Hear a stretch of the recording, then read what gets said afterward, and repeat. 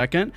But welcome everybody, Apex Legends Nessie Cup Qualifier number 3. All right, this is I'm really pumped about this event. I hope you guys are all really excited as well. I have both chats, everything lined up. I'm going to explain the event, and I promise you know what we're going to do? We're going to get right into it. So in the center screen, this adorable little guy right here, I even got my long boy right here, is the Nessie Cup Qualifier number 3. Hopefully all the audio levels sound good. Everyone can kind of just give me a good thumbs up. We're going to get right into the action and get right into it, okay?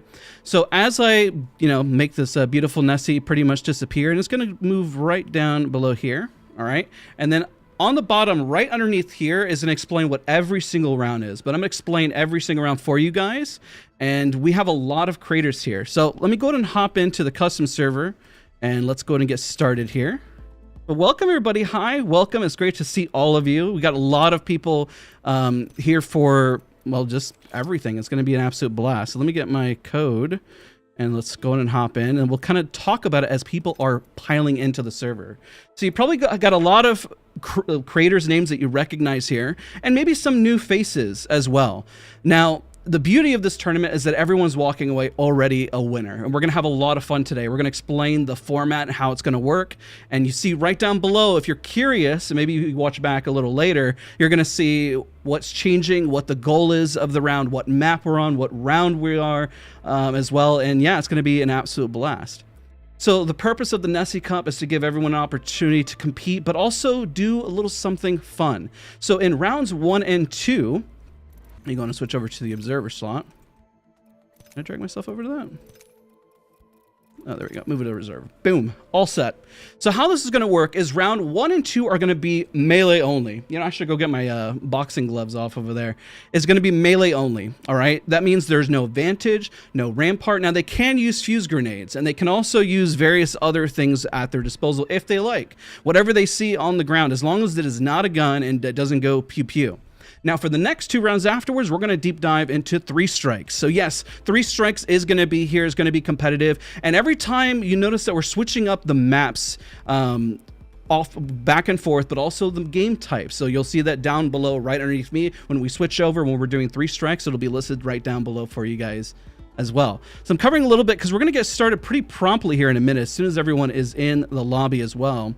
Now, another thing to kind of cover is the last one. It's called Punch the Wattson. So this format, just to kind of explain for you guys and what this is, the format really encompasses just punching out the Wattson. Players are going to start on one edge of the map, and they're going to race all the way across to the other end to punch the Wattson. That's going to be their goal. It's just punch old Wattson. Wattson has to be, honestly, is my main.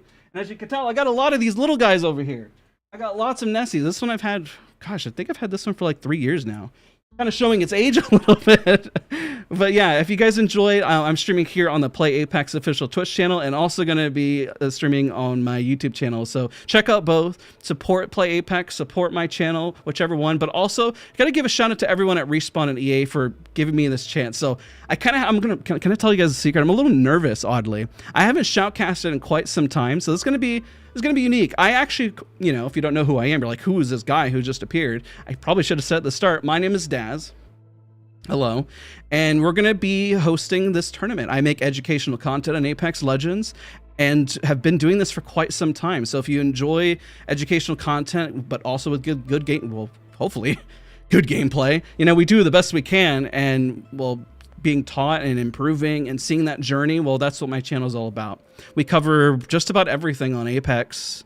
It's because it's an Apex related channel, so just a little history about myself. But again, to the team over at Respawn, to everyone behind the scenes, to Minus Tempo, to even the SOAR gaming crew, helping me be flexible, doing the amazing things that we do. It's just, I have butterflies in my stomach, I'm not gonna lie, just because I'm so excited for this opportunity. But it's a little overwhelming. I'm usually the guy behind the scenes, always stressing out about if everyone's gonna show up, and I get to just kind of host for today and get to just be here and just just kind of talk, which is pretty interesting and a lot of fun. I'm not a crier, so I'm just glad to be here, okay? But this will be a whole lot of fun. I'm excited to see everyone's reactions, and just it's the whole point is that hopefully some of the names here, even if you don't recognize them, you got to subscribe and follow, watch them on Twitch. Some of these names you're going to recognize, but some of them you're going to be like, who are those people? well, this is their chance to really grow. This is their chance to get a little money under their belt. This is their chance to become a bigger creator. And I mean, some of these names I don't recognize myself. Some of them I've seen for the first time, which I think is a good thing. I think it's great that the Nessie Cup exists and that we're doing the things that we are. So I'm really excited. I mean, obviously you probably noticed names like Tony Romero. You'll see names like It's Timmy in here, Janie, but then some of them that I'm just being introduced to for the first time that I probably should know, like Secret Girlfriend TV. I don't know who that is, but I now am happy and excited to get to know them, and I think you guys should as well, and I think this tournament will be an absolute blast.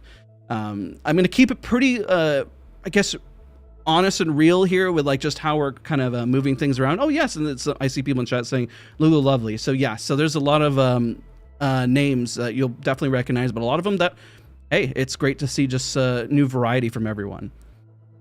All right, so I'm just going to check. I'm going to make sure all the stuff on my end looks good. Okay, it looks like we're all set. Everything looks pretty solid, but I'm pumped. Hopefully the lights don't chase too much. I did put a light, you know, kind of set things up. And we'll get started once everyone kind of floods in the lobby. So first round is going to be melee only.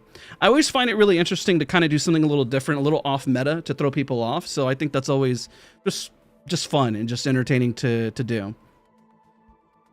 All right, let's see here. So I know there's probably questions. How do we get an invite for the Nessie Cup? I mean, just making content. I mean, and there was a lot of names. Obviously, there's a lot of people who submitted. So if you didn't get a chance this time, I definitely encourage you to keep applying. And I mean, the more people that watch this, maybe again, I'm just excited at the fact that they're giving people an opportunity, right? That's the beauty behind it. And maybe we'll be back again for it as well. But I appreciate all of you guys for watching, for tuning in, from both sides of it, and it's just an absolute pleasure to have you guys. I have a little bit of that feeling of imposter syndrome right now. I'm kind of like, man, I can't believe this. It's a little surreal. I'm kind of like, whoa, you know, but I'm pumped. And as we commentate, I promise you, I'm going to give you guys some tips. When you're watching, what I like to do when I commentate and stuff, I really like to try to give you insight and how do you improve. Now, some of these game modes are a little different, but what you're going to see is when people engage, and even if it's melee only, there's still some things to learn, right?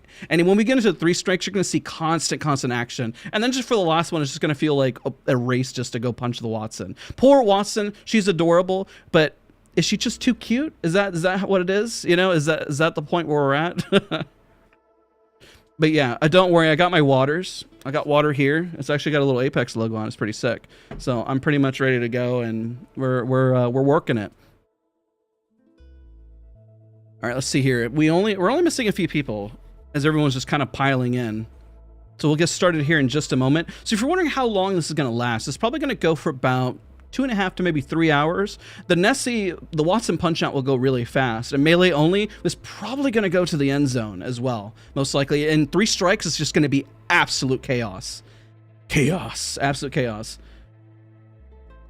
Oh, thank you so much. Don't worry, they're definitely going to be, they're changing that, so we'll be sure to give a heads up, but I appreciate you letting us know. But hey, at least we're here, and we're working it, we're vibing.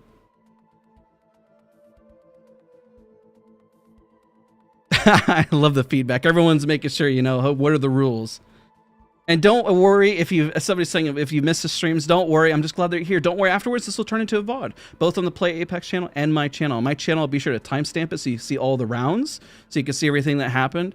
And let's make sure we support everyone that's a part of this tournament and that is a part, especially some of the names that you don't recognize. I think I want to emphasize that because I think this is their big shot to really have some fun, get their names out there, and I think that's going to be a whole lot of fun.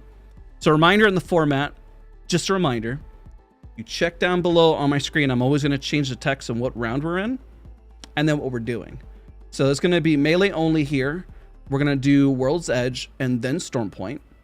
And then we're going to switch over to 3 strikes, and it's going to be the same format. World's Edge and then Storm Point.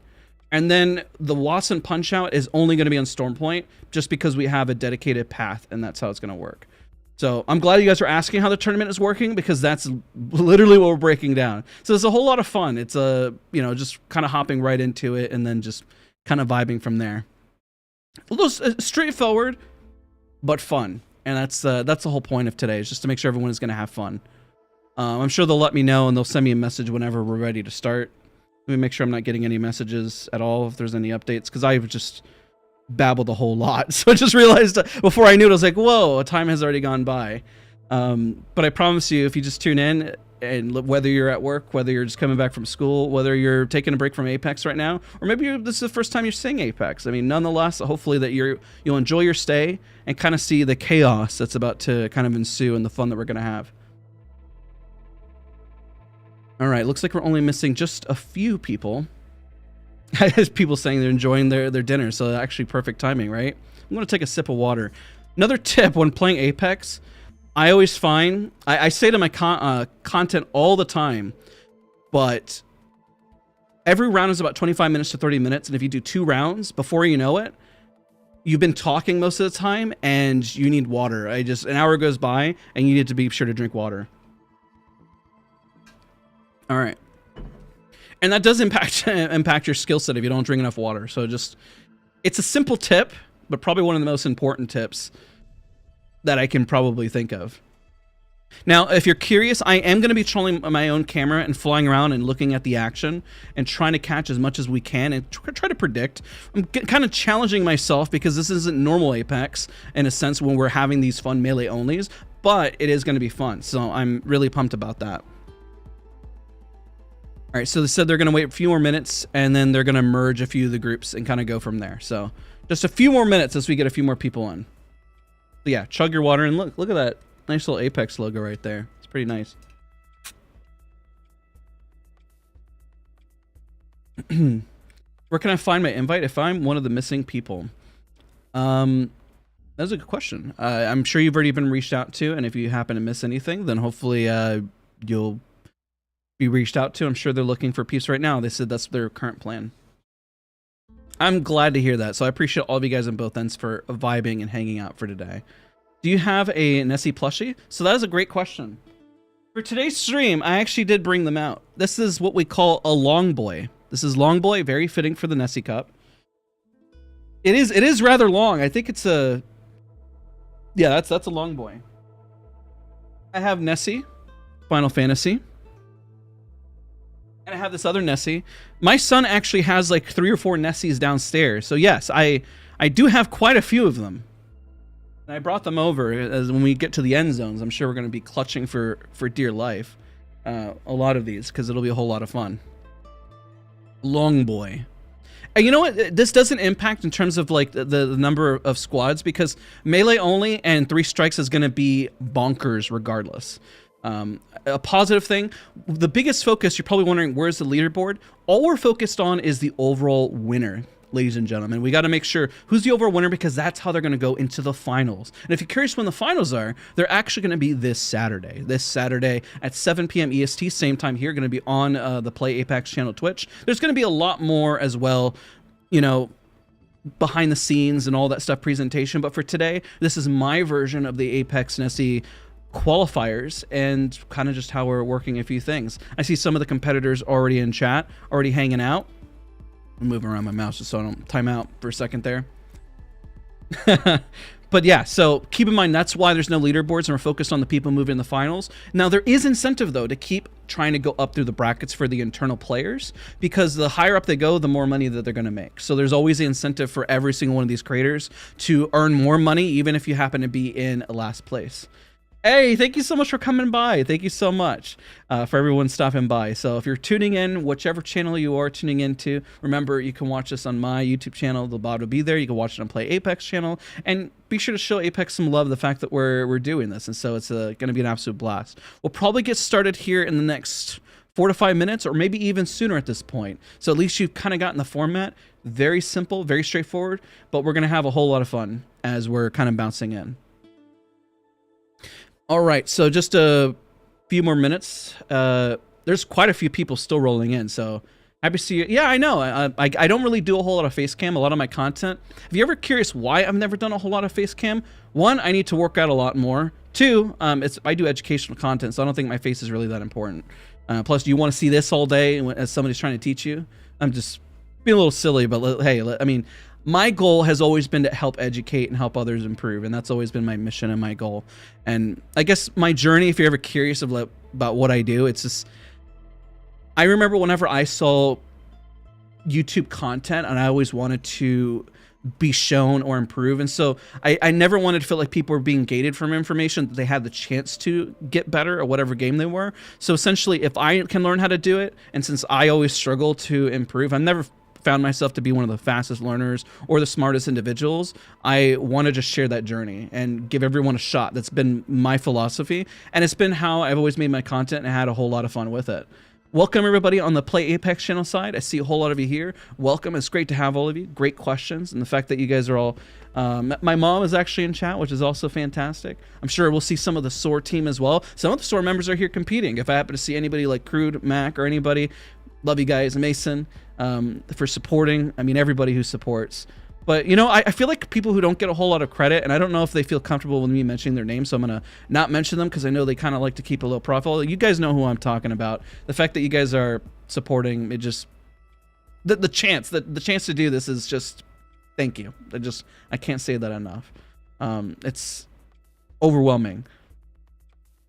That's actually a fantastic idea. You know, in the future for my channel, with all the Nessies and the fact this is the Nessie Cup, can we just take a second, and I'm gonna pull that artwork up. I don't know who made this over at Respawn, but look at that. Look how cute that thing is. It's absolutely adorable. It's one of the cutest things I've ever seen, and I don't care if I lack personality because I like Nessies. They're just adorable. They're just the cutest little things. If those things are real, my gosh. They're so cute that you could probably eat them. I don't know if you'd actually eat them, but I'm sure there's a world that they probably eat them. Isn't that disturbing? That might be a little disturbing. Just putting it out there. I mean, listen, there's crazy stuff. The Apex universe is very large. I'm sure that there's a culture out there that unfortunately might consume Nessies. That's really scary to think about. But I'm sure there's a apex predator that exists that might actually do that. So we're starting about 4 minutes, ladies and gentlemen. 4 minutes. So at this point, this is a great moment because when we're locked in, we're gonna keep things going. So go grab yourself a water. I have water. I have 2 things of water. Speaking of which, this is just non-branded water, but this one's the real water. And we'll get started here. So again, what we're starting with, if you are just listening in, and maybe you're at work and maybe you can't watch right away, but you're listening, I'll do my best to give as much color commentary as humanly possible. What we're going to do first is melee only on World's Edge, and then we're going to be on Storm Point as well with melee only. And then we change the format. The format changes, and then when we change that, we go right back into 3 strikes with World's Edge, and then round 4 will be 3 strikes again, but on Storm Point. And then we keep it going from there and keep bouncing around, and yeah, it's a whole lot of fun. And then the Watson one is the one where it's going to get a little bit chaotic. That one's going to be the fastest, but I wanted to do something a little different to throw everyone off. I'm sure all the creators are going to be like, I can't believe you have us punching out a Watson from one side of the map. It's a race. And I thought it through too. Maybe they're listening to this and maybe they're not. Based on where they are at the map, you might say, let's pick just Valkyrie and fly across. Sure, but you're going to be going uphill. So maybe just stimming across the map? Well, what about you using the jump towers and you have Horizon? There's a lot to think about here. I don't know. Advantage Q time is extremely low, so there's a lot of craziness that can happen. So Lulu has said her wine is about to be delivered. Can they provide an extra 2 minutes? So we're going to have to ask the whole team if that's doable. We're not quite sure. Let's ask Nessie. Is that okay? What do you think, little guy? I don't know what the Nessie said, but nonetheless, we'll get started here in just a minute. But I'm excited. Hopefully you guys are excited as well. Who went after 5 games? Okay, that's a great question. I'm glad that you're asking that. So this is the qualifier. So what it means is that we're trying to get everyone into the finals, right? So shout out to Raynday and Guhrl. I can't believe I haven't mentioned their names. I have to live up to their fantastic work. One, Guhrl is already a fantastic commentator, and so is Raynday. So I have to try to compete with how good they are. I don't really have to compete. They are already better. So nonetheless, it's fine the way it is. But their qualifiers have already been completed, and they're moving on to the finals. So the focus of today is that we're going to look at only individuals who get first place to move on to the finals. And you're probably wondering, well, what if those individuals don't really, well, I guess, play their hearts out after they won. There's an incentive. The higher placement that they get within their own internal scoreboard, well, the more money that they're going to make. So there is a benefit to keep playing and keep trying, because their cash grab that they get at the end of this does keep going up. So we're going to be focusing on the winners and who's qualifying. So then every round that you're watching is really intense of who actually gets first place. You guys are already mentioning a lot of individuals here that are playing. Yes, there is Fade, there is Tony Romero. I know you guys have already said, you know, Lulu, but keep in mind, let's focus on some of the creators that are smaller here. Guhrl and DM, I don't know, I apologize if I say smaller, but maybe people don't know as much, and they could be big in a different scene. And that's kind of the beauty behind it. I mean, we got some of the SOAR members. We got Forby, we got Greek, you know, obviously a well-known name as well. Teddy, I don't know who Teddy is, but this is a great moment for me too to get to know more people in the scene. And I think that's the beautiful thing. So if you see a name here, like Legendary Doll, I just learned about recently as well. It's Elegant Nessie. I don't know who that is, but that's the whole point of this. That's the whole point. You're seeing these names, please go search them up. Please go research their channels. Go subscribe, go follow, go say that because of the Nessie tournament that you saw them. All right? So that's really a big moment here for others to get their shot and everything. Who's casting? Hi, I'm casting. My name is Dazs, educational content creator. I mean, I like to think I can play at a pretty high level as well, but that's how I try to share and do what I do. So if you win in top 5, you have to win, and then you move on to the continued finals as well. They're not really hidden, but don't worry, you'll see more of their names. I think some of the names underneath are, we have Stan Kinney, we have Love Noodle, we have Mario XYZ, there's Janie, please revive me, your ex fave, Black Nova VT, we got Zach, Mazer, and we have Corrido. So if any of these are blocked out, I apologize, but you're going to see their names, and also the teams are going to be shuffled as well. So if I'm blocking anything, I apologize, but don't worry, the teams are going to go fly around everywhere every single round, right? But that's a good thing. You never heard of that Timmy guy? That's crazy. I feel like I've never heard him as well. Then we have, look, we even have people who are watching in chat, such as Claire, who's also a fantastic creator as well.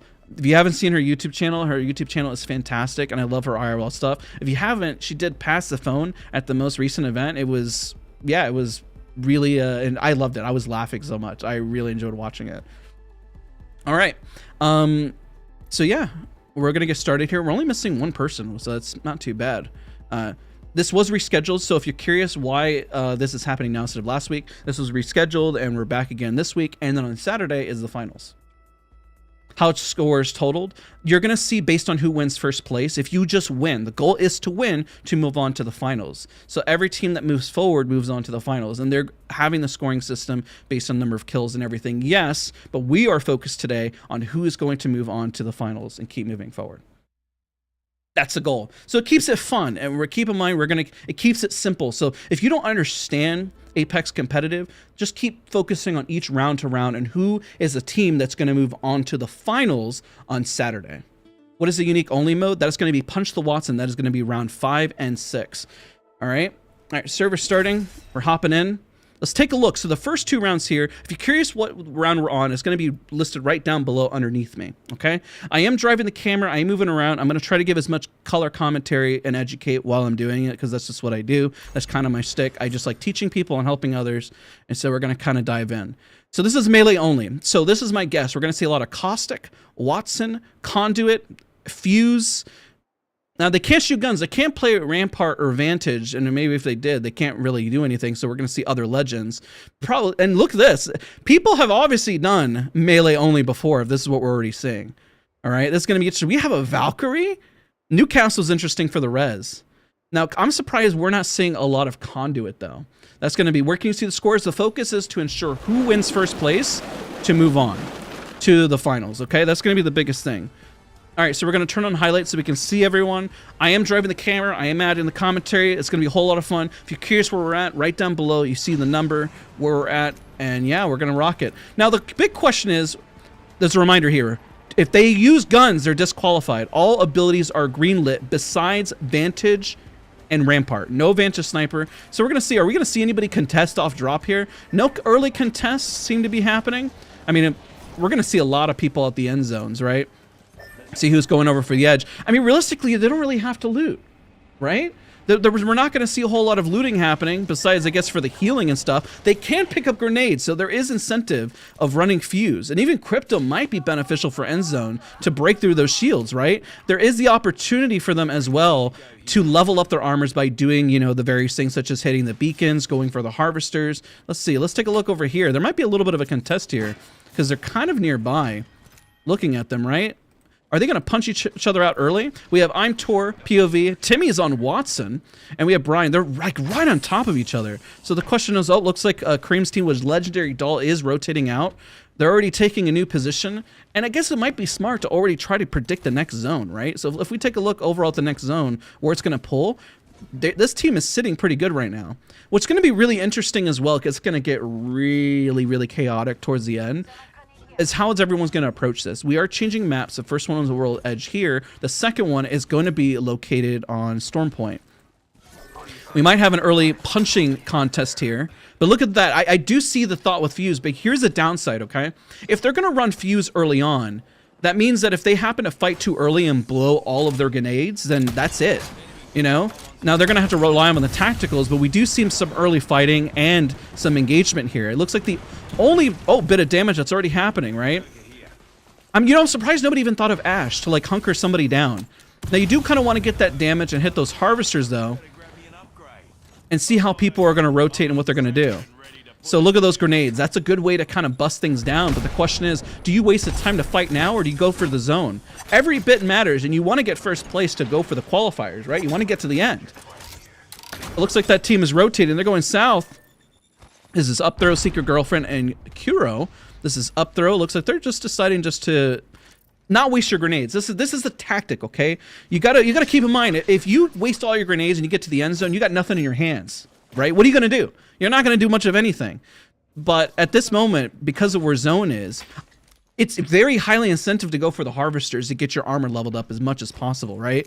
And I wonder if individuals are gonna start to think this through and start to think of that meta, right? I'm not really sure if they have that in mind quite yet. We do see teams that are pretty close to each other and nearby, but the question is, oh, we see a team potentially about to run into each other here on the left side. Janie's got the first look already, and they see them rotating in front. First grenade's out. Let's see if they get some damage in. Maybe a stick? I'm really surprised everyone's wasting their grenades so early, though, but they do have zone information. They do see where it's located.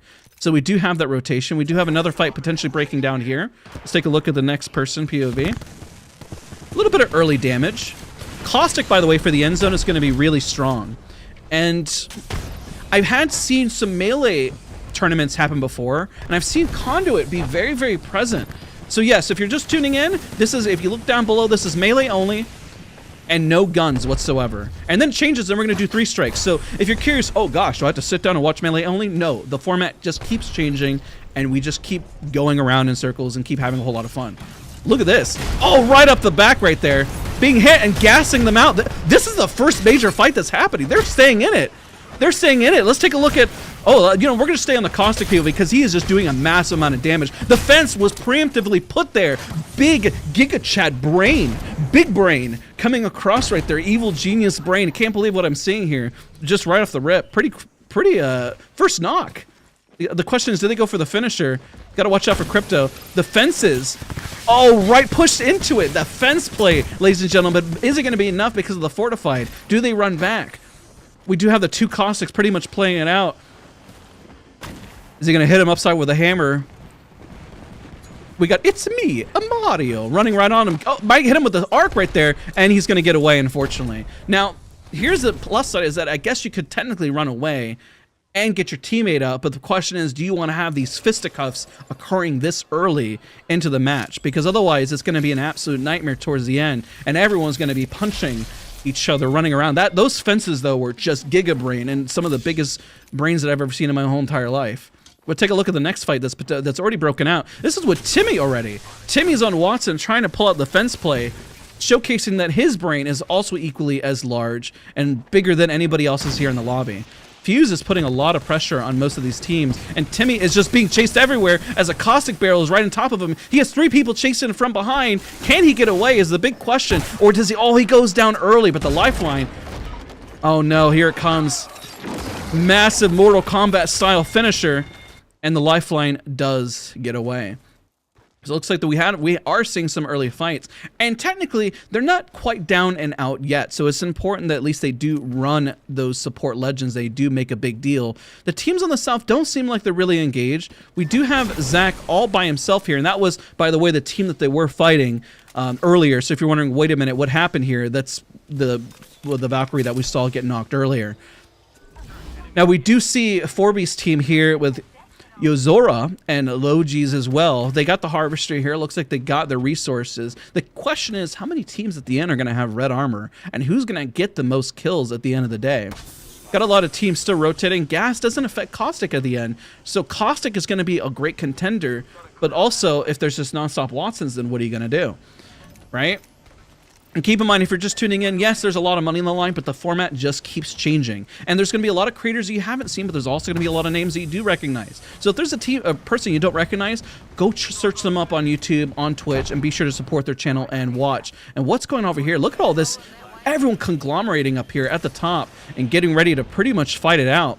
So keep in mind, we keep the format fresh. We keep changing it consistently. So if you, the viewer, are saying you don't want to watch, then don't worry. We got more fun and games coming in as well. We do have a lot of teams that are hunkering down early. Like I said, there are teams that are running Conduit. There are teams that are favoring Fuse instead.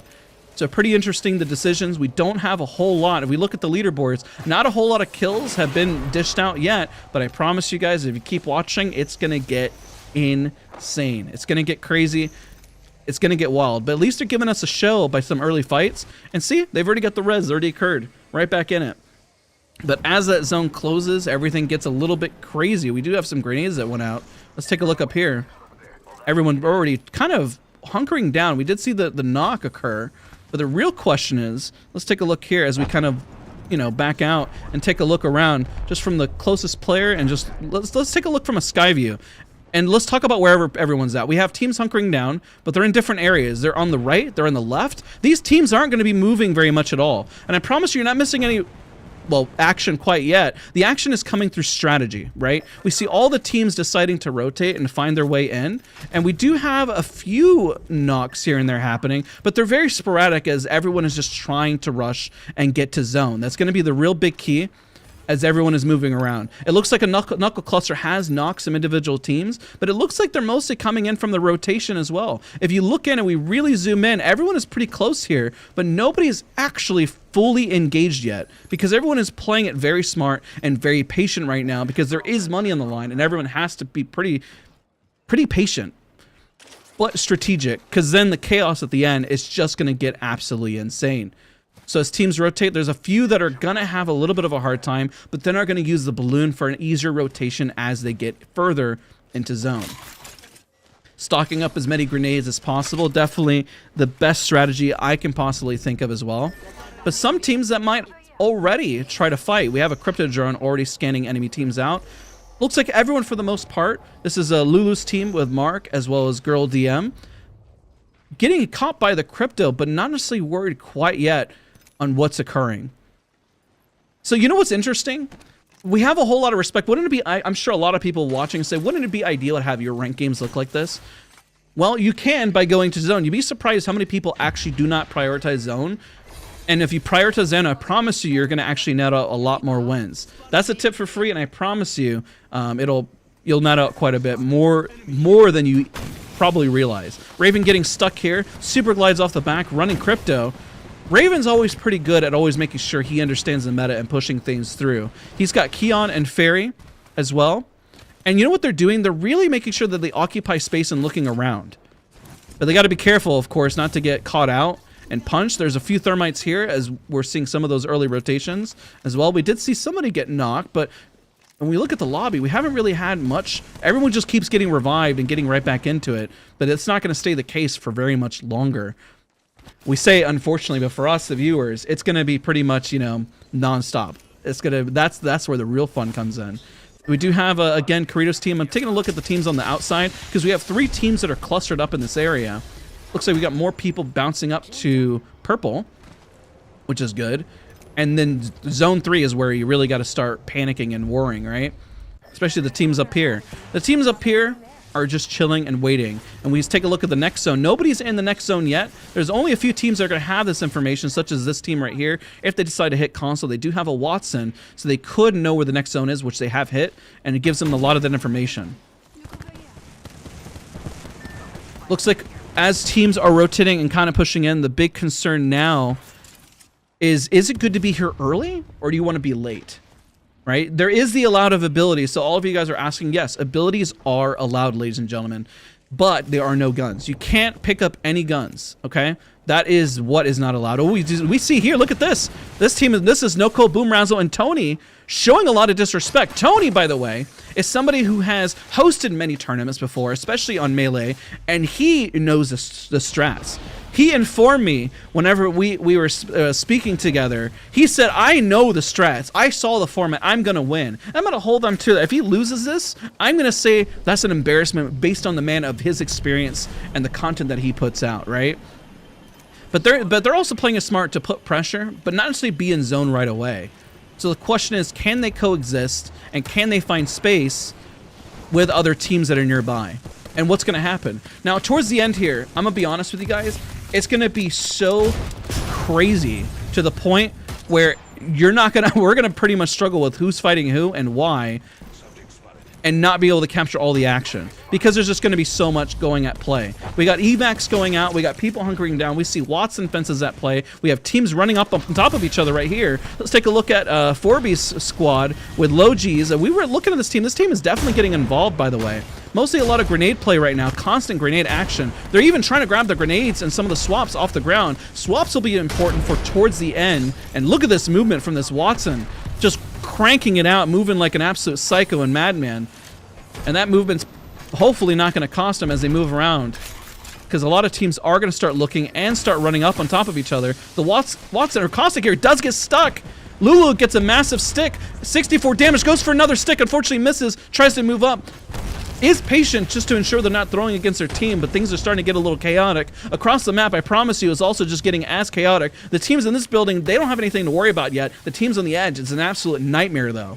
So this is going to get absolutely nutty and absolutely crazy. Everyone's going to be fencing each other, gassing each other, throwing a million grenades every which way, and I promise you, it is not going to be pretty. We see We the People with Teddy and Guhrl. Guhrl, by the way, a little history there. We've actually played together in a Melee only. So let's see if Guhrl has learned some of the strats, as these players have seen this format potentially before. They're on the edge, but the question is as well, Noko, I saw, just got a stick, probably one from a mile away. Looks like they're trying to push the team located here. Let's see if they're going to be able to hold it together. It's a team as they start to push in, but the question is, do they have the spacing for it? They're looking down on them, questioning whether or not they need to push that or not. But let's go to take a look at this chaos over here as teams start to push in and try to find space. We see the end zone. We see zips that are occurring, people flying in. I think one of the biggest things to fear is just the gas and the fences, because you can punch them, but trust me, that gas lasts a long time. And so Caustic, the closer we get to end zone, the more powerful. And a lot of teams that are running Fuse, let's be honest, you're probably not going to see as much of a benefit here with Fuse if you're going to run out of grenades towards the end. I do have teams located very nearby. And then look at the stalkers here, like a bunch of gargoyles, just staring, looking and stalking their prey, throwing a nade every once in a while. But luckily they have the gen there. But they know if they get involved too quickly, then that's probably going to be a big risk right there. Everyone's pretty much stacked on top of each other. We see the teams on the left side all rotating in, trying to find space. Most of the spot is actually in the lava, so it's going to cause a big cluster of individuals being stacked on top of each other, which is going to be pretty crazy. We do have a potential fight here with a team rotating right above. We got a res trying to come out. Let's see if they can even get that res. The question is, where do they put it with all the chaos happening? We do have, if we see back over here, and this is Fate's team, so he must be, is he Mark or Guhrl DM is the question. All right, this is where things get a little uncomfortable. Let's take a look as a team that has to push a little forward here. What's going to happen with them? Let's take a look at a skyward view here and just take a look at how many teams are nearby. Look at that. Like I said, teams located over there. We do have teams finding space. And look, even at the end zone, they're kind of playing for the edge and for the win overall. Just waiting, hunkering down, hoping to see where they're going to find their next prey and whether or not they're going to be able to clutch it out. 19 squads. 19 squads. This is going to be insane. Insane. Mad Maggie, you know what's smart about running Mad Maggie, especially if you're the level up, is throwing your Maggie ball towards the end with that extra thermite damage. But the question is it going to be enough to really bunker buster teams that are holding ideal positioning? Because if we look over here, we do have teams that are going to have to push their way in. And unfortunately, ladies and gentlemen, we're going to get to the point we're going to have at least 16 teams punching it out. And what we may do is just do a skyward view, and they're struggling to get up here. So let's take a look. What they're trying to do is they're trying to crawl up to this team because they know they got to work their way in. If they don't work their way in, it's just going to become an absolute nightmare before they work their way in. Maybe next round, maybe teams will start to actually decide, like, hey, do we actually need to fight early? That We the People's team, by the way, looks like they're going down here. We do have Naughty trying to survive. The question is, the gas is going to do way too much damage, and are they going to go out? The question is, this is the big thing we're going to look for, is that we need to see who is going to get pretty much first place. That's going to be the overall goal. Shiny is literally hiding, looking for a beacon of light as he flies away, and you see a crypto drone. This is where, like I mentioned, everybody, the chaos, the absolute chaos of just nightmare of where everyone is at. Let's take a look. See the teams located underneath as we see everyone nearby. Everyone's pushing in, trying to find their spot. We have a Watson just fencing up, trying to secure space. But the question is, are they going to be able to do it? We have Shiny all by himself, by the way. That's who was taking the zip as he was moving forward. But now everyone is just right on top of each other. And can things hold together? We have Timmy's team with one of the first red shields that I've seen. And whoever wins, this is why when we look at this, we need to see who is going to win overall. Oh my gosh.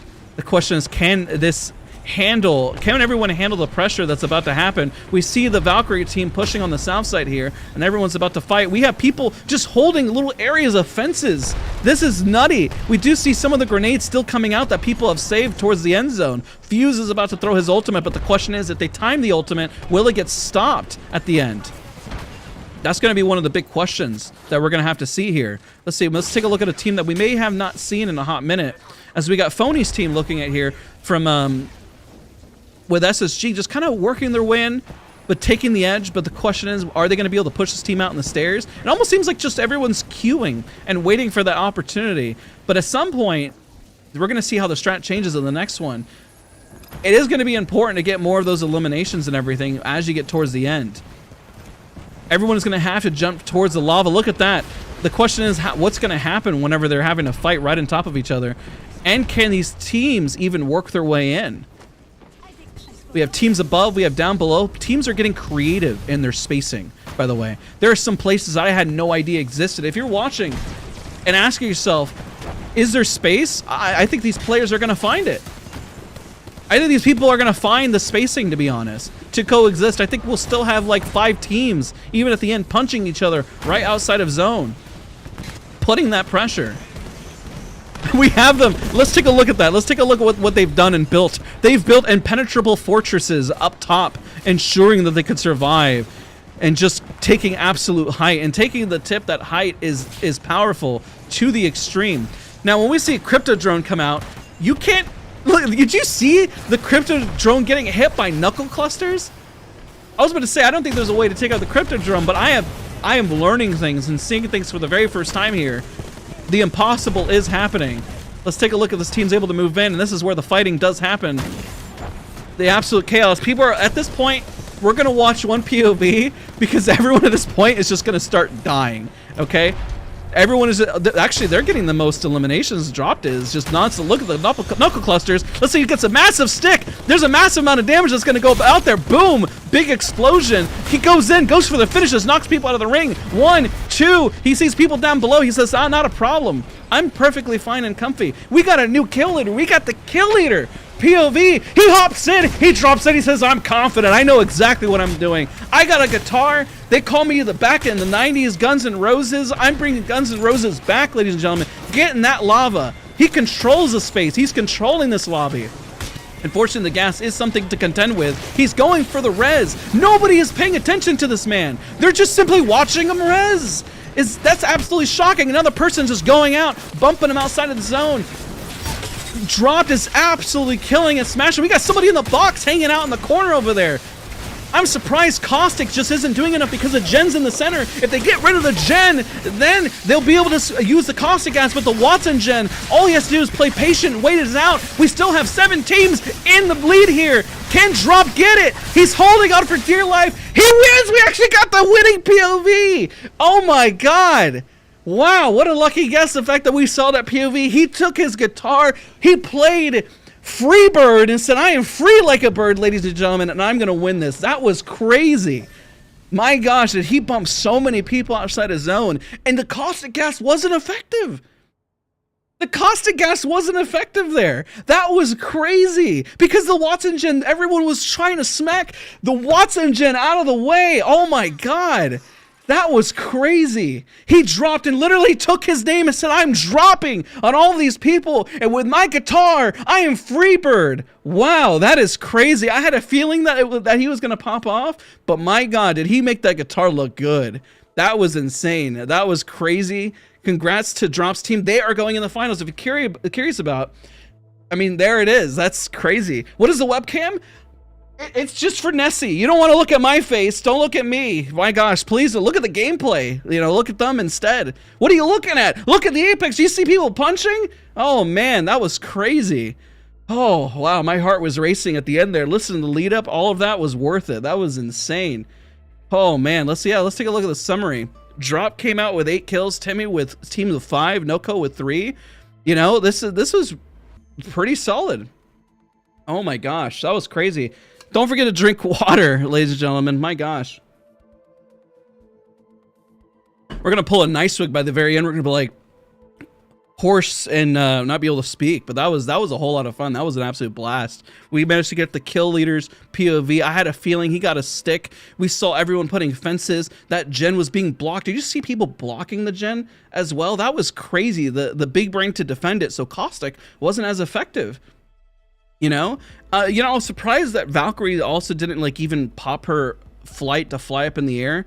Oh my gosh. If you're just tuning in, we're going to be going on to round 2, ladies and gentlemen. So let's go and switch this. Now we're going to go to Storm Point with melee only. Now this is going to change, okay? This will change, all right? And then we're going to go to 3 strikes. So if you're just like, oh, this is melee only. No, it's not melee only. Relax, chill. It's not melee only for the whole tournament. We're going to have some things changing up a little bit. We're going to have 3 strikes, and then we're going to have Punch the Wattson.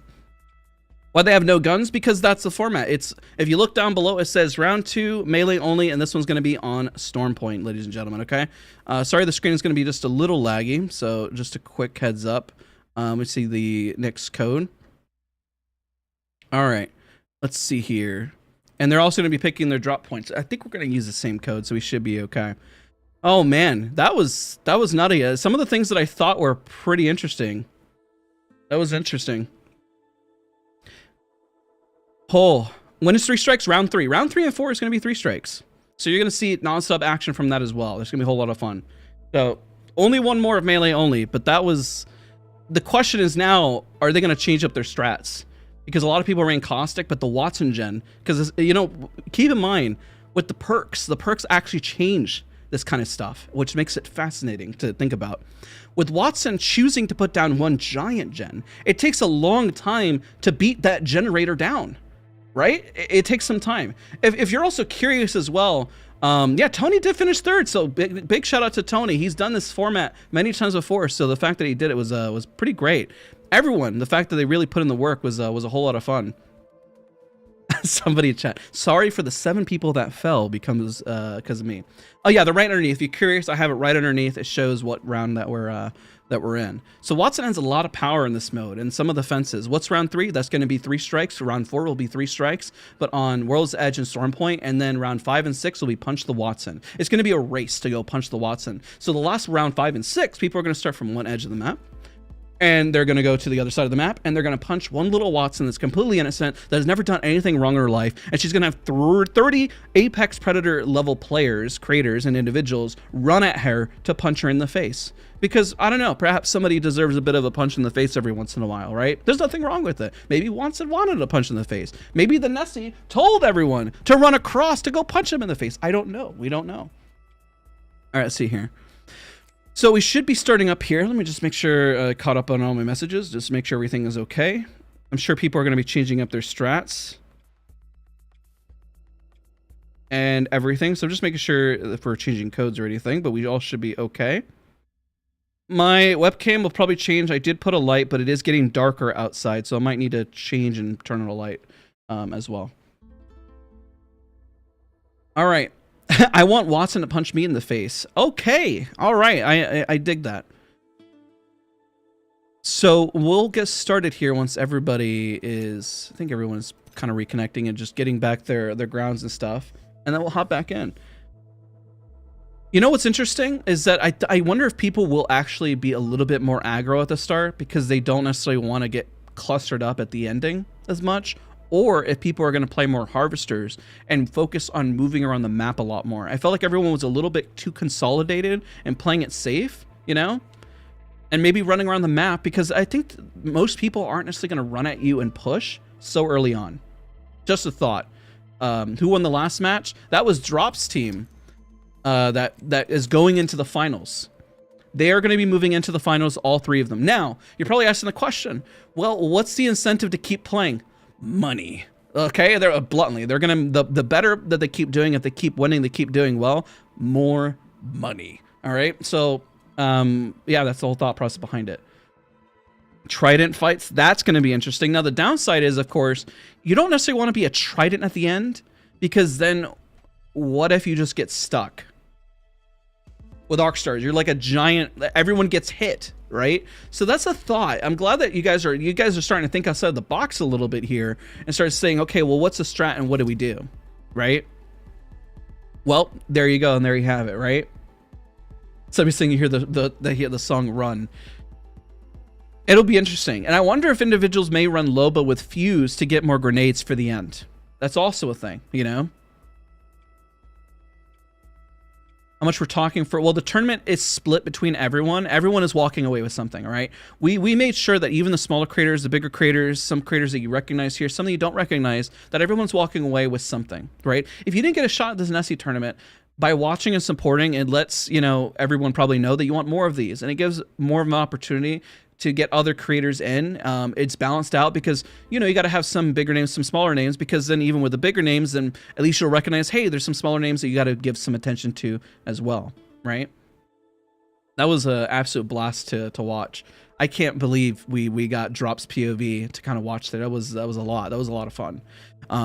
But the biggest thing, if you're watching, is to make sure that you are focused on who's winning first place, who's qualifying, because on Saturday there's a whole new lineup, a new format. With the Nessie Cup, it's all been very different. This is my version of the Nessie Cup with melee only, with 3 strikes and punch the Watson. Every version has been different. Guhrl had her own different style of the tournament. Raynday did as well, kind of switching things up and making things a little different from the norm. So it's not just your normal Apex. You're watching something a little different, right? Because we know ALGS is awesome, right? When there's no knock about ALGS, but it's very exciting to kind of see something a little different every once in a while, right? All right. If you were curious, as some people were asking about some of the UK creators, they actually had a tournament earlier today as well, and you can watch that by clicking on the VOD here on the Play Apex channel. It's not on my channel, but yeah, you should definitely check that out, and I definitely recommend it. All right. Would it be crazy? That would be very interesting having, you know, April 1st is just right on around the corner, and I wonder if we're going to get our infamous Nessie gun, right? What team is your camera covering? This is going to change, but if you don't see it on the far end there, let me just tab out and see who's it even blocking. Okay, well let's tab. We got Janie, Lulu, That Girl, Stan, Kinney, Evil Toaster, It's Elegant Nessie, and the teams, by the way, are shifting, okay? So that's why it's taking a little bit to set up. All the teams are also randomized, okay? Let me just tab out for just 1 second, because I want to pull up and take a look at that as well. So, yeah, so every team is randomized. So they're not getting comfortable with their teams, ladies and gentlemen, okay?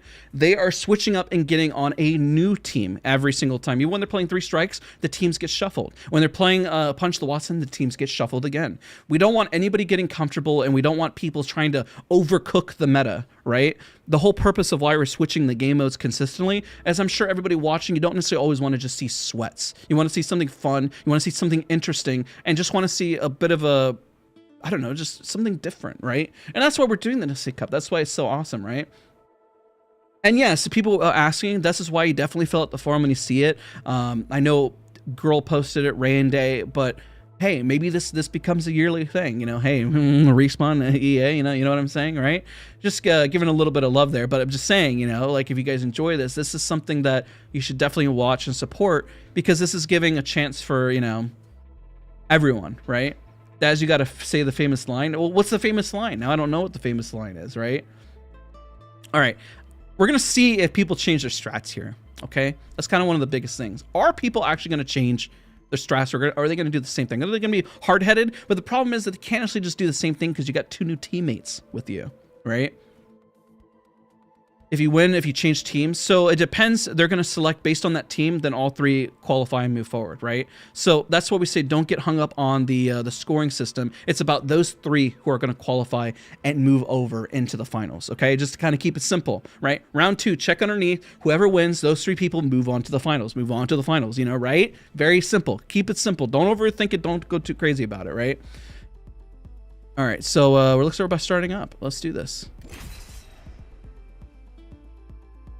Okay, let's take a look at people are changing the meta. This is a different map.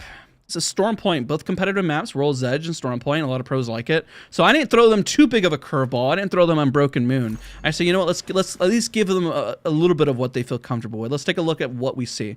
By the way, drink some water. What's in the finals? A whole new format. We have Watson, we have Caustic, we have Lifeline. Do we see Valkyrie return, or did Valkyrie get dumped for somebody else? You know what's crazy? There's less fuse. Oh wait, there's still quite a bit of fuses. We do see Crypto still. Crypto's still present, but notice that how everyone is starting to switch now, right? Everyone is starting to make sure they're like, okay, what do we have and what can we do, right? Let's take a look at the map and see that lovely spread of where everyone's gonna go. If anyone's contesting right off the rip, right? If they decide, they don't have to, but it'd be ideal to kind of see something. They're going right for the center. Let's keep an eye on this team, because they're going right for the center, all right? With Baby Nikki, I'm Tor, and Osvian. Pretty great squad right here. Now the question is anybody gonna land on them? You know what? They also did start to claim POIs, so people may not drop on each other. But at the end of the day, that's not a rule. I'm not saying that like they can or can't land on top of each other. If anything, I'm sure we won't. Oh, look, first melee at the start. Nikki with her heirloom already showcasing the other Watson that her Nessie is better. Quick hit. I'm sure. Oh, I could kind of feel the urge to pick up, by the way, that gun. I just felt it. I have to ask Nikki if she definitely felt that urge to pick up that weapon, because I could see it. Just asking all of you, do you feel that urge? You're just kind of like, please just pick it up. Just pick up the gun. But of course they can't. They can't shoot, otherwise they're disqualified. Everyone where they're landing, let's take a look. We do have Phony. They're going for the Trident strat. The Trident's Trude. Going around for the Trident, probably to go for as many Harvesters as possible to level up those armors. So that's going to be pretty interesting to kind of see, because they were kind of spread out, but they stole that vehicle. They pulled a Grand Theft Auto. They said, I'm going to hot wire that. If you've ever heard of Vantage Line, she says that. She says that she's going to hot wire that. But the question is, does she have the ability to hot wire this? No, because we don't allow Vantage or Rampart. Already answered it for you guys, so don't worry. That's one thing I can't answer. So everyone is pretty spread out. Let's take a look at this team. Again, showing a bit of a look at that. You see them changing it up a little bit? They're already changing up. So if you're just tuning in and watching, you're probably curious what in the world you're watching here. This is melee only. So right underneath, we're gonna see just a bit of lag for a second, just making sure I did switch that. So apologize for the lag. You're gonna see here that this is melee only, okay? This is gonna change. Round 3 and 4 is gonna be 3 strikes, but we have melee only. Look at this, they're actually guarding this, which gives them a great rotation as well. That's big brain right there. I like that a lot. That's pretty big, right? All right, so they're going for the Harvesters, which I did say I felt a lot of more teams were gonna start to do. Because everyone, if you can have more shield at the end game, that's definitely going to benefit you quite a bit, right? Definitely going to be. People are asking, is Hal playing? We do have some TSM peeps here. We have Raven playing with Prizzy and Tony Romero. The teams are randomized. We do have a new team. New members, thank you so much for becoming a new member of my channel. I do have, if you're watching this, you can watch it play Apex, or you can watch on my YouTube channel, whichever one you want to watch on. All right, so let's take a look. We do have the end zone located here. Not a whole lot of teams are located there. We do have teams rotating, but nobody right now is going for that early fights. We don't have any knocks or any eliminations quite yet, which is expected because everyone is rotating for everything else. Let's take a look what happened with Guhrl. God, we actually saw the first knock just in time. Phony's putting the finisher, putting the fence down and saying, hey, you don't belong here. Keon already out. Is this a sign for ALGS that Furia is going to go out in 20th place? Is this a sign, Keon? It's really not. Keon, please don't kill me. But we do see the team rotating. We do have Boom Razzle and Black Nova rotating and saying, hey, don't worry. Actually, they do have something to worry about. They have to get that banner. So are they going to camp the banner? Or what are they going to do? Are they going to run at them? Look at this. Look at them already prepping their vehicles with gas. Giving the thumbs up from Watson. Flying across the map. They actually could go back for the banner now. And it looks like they're going to. We do have teams flying by, rotating around them, but they can. Now, there's a downside. Okay, Tridents are really strong, but if everyone's going to throw Arc Stars at the end, probably not going to be looking too good. Do we have any catalysts? Somebody was asking. I actually don't see any catalysts, which would be very interesting considering the spikes on the ground. People are opting for Caustic and Watson. It would have been very interesting to see Catalyst. I actually do see Catalyst being beneficial at the end because those things are hard to destroy. Where can you see the scores? Don't worry about the scores. Only focus on the main team that is going to win because that is a team that goes into the qualifiers. All right. Got the res there. Brought their teammate back. They're going for the Evil Harvester there while teams are rotating. Let's see if we have any more action based on what's happening. Because people are being smart, making sure they're grabbing those Harvesters. Let's take a look at zone. They are sitting pretty good here, but Corito is actually isolated. And the question is, can Zach go for the Harvester here? Yeah, he's going to be just fine. He's going to go for the Harvester, but everyone's running around a bit more. There's a lot more movement compared to World's Edge because of the Tridents. Everyone is just kind of running around the map all over the place, and you're asking yourself if there's any Newcastles. So let's take a look here. Finisher just in time for the camera. We have Noko here with Fairy, but it looks like they're trying to still loot up. Now, if they can get a nice stick, this could be a fight that might be worth it. But of course, they're burning through way too many grenades so early, and they do need that banner. So the quick little fight located here. Another team is also taking a look at the action. Luckily, Caustic can get in no problems with the gas, and they can res and bring them right back. So, you know, even with every creator that's playing, at least if they get eliminated early, I mean, look, these end zones have been pretty nasty. And even then, look, you know the benefit? They actually get points. And yes, this is live. And if you do get points for resing your teammates. So there is that added benefit that we're seeing here. Why is Timmy all by himself? Let's take a look at what's going on over here. Looks like they're trying to res their teammate. Let's take a look at if Timmy's going to run into anybody over here. Looks like everyone's okay. Any other action? We do have a fight potentially breaking out over here. Take a look at that. They have height, but the question is, are they going to drop from height to push this team? Based on where everyone's at, this seems to be the only other encounter that's happening. It's just kind of a shot in the... Oh my gosh, what a stick. Unfortunately, it wasn't an arc star, but it was still a pretty good stick from Fuse. Really seeing the aim come out today, and there's a little bit of more from the Harvester. Boom. Looks like they rotated, but they have the opportunity to run into another team here. This is enemy with It's About Spoons and low G's. Crafting, grabbing their extra batteries. Now, if they do that, the downside here, of course, let's take a look here. There's a knock over here. The question is, why is there such an early knock happening here? Oh, there's the ball that's going in. The ball bounced back, unfortunately. Maggie actually making some early plays and putting some early pressure. Got the armor back right there. Let's take a look to see. They have plenty of time to heal. Now, at least the drill can do quite a bit and break as well the gens. But they back out, and I guarantee now, I mean, they could get the banner. And then, luckily, it was a crypto. And they can still res right here, but we do have another fight breaking out right here. Everyone's kind of engaging a little bit earlier here. Looks like this is Fade's team. They're trying to take out the gen so they can put the caustic gas, and he's fencing him in, locking him in right there. And now we got back to a 2v2, punching out, using the fences to create some space. Fade's really showing what he can do on Watson. They did get the res though, but is that going to be enough to save their team? And they're trying to reposition. It looks like Fade, unfortunately, is out of fences. I believe this is Fade. Now, they are gassing them up, and the question is, can they get in? Comes over for a flank, moving in. He's trying to get his gen back up. Can he get more fences? Because they keep spamming the reses in there, and Lifeline is becoming a nuisance. for their squad. There's the first hit, rotates and backs up. He might go back to Gen just so he can keep his shields up. Oh no, he gets the crack. Can he back up to the fence and buy himself a little time? And it's now a 2v1, no 3v1 because of the res. And can he clutch this out with just fences? It's gonna be pretty tough. Unfortunately, it looks like he may go out, has to run for dear life, and they won't be able to get those banners, but at least he can craft them. My gosh, this has been, oh my gosh, one of the first big fights that we're seeing here, using the fences.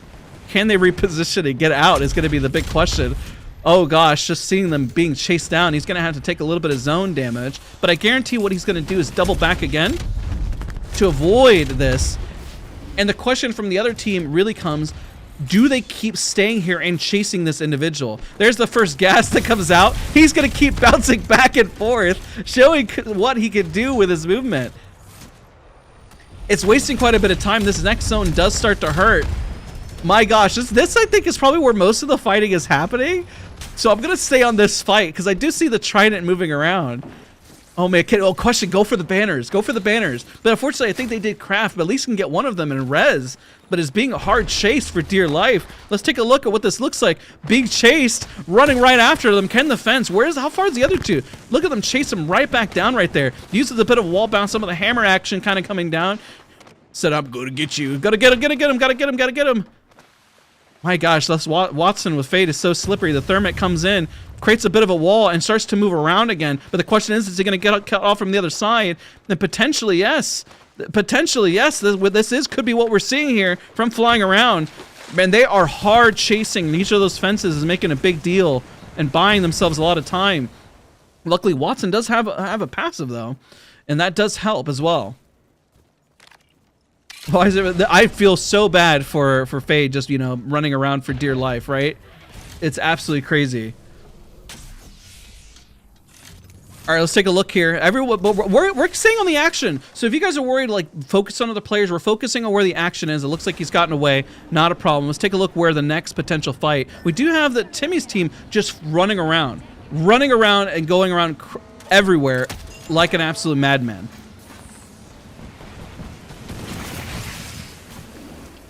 Let's take a look at where more of this action is located. Going from one point to another.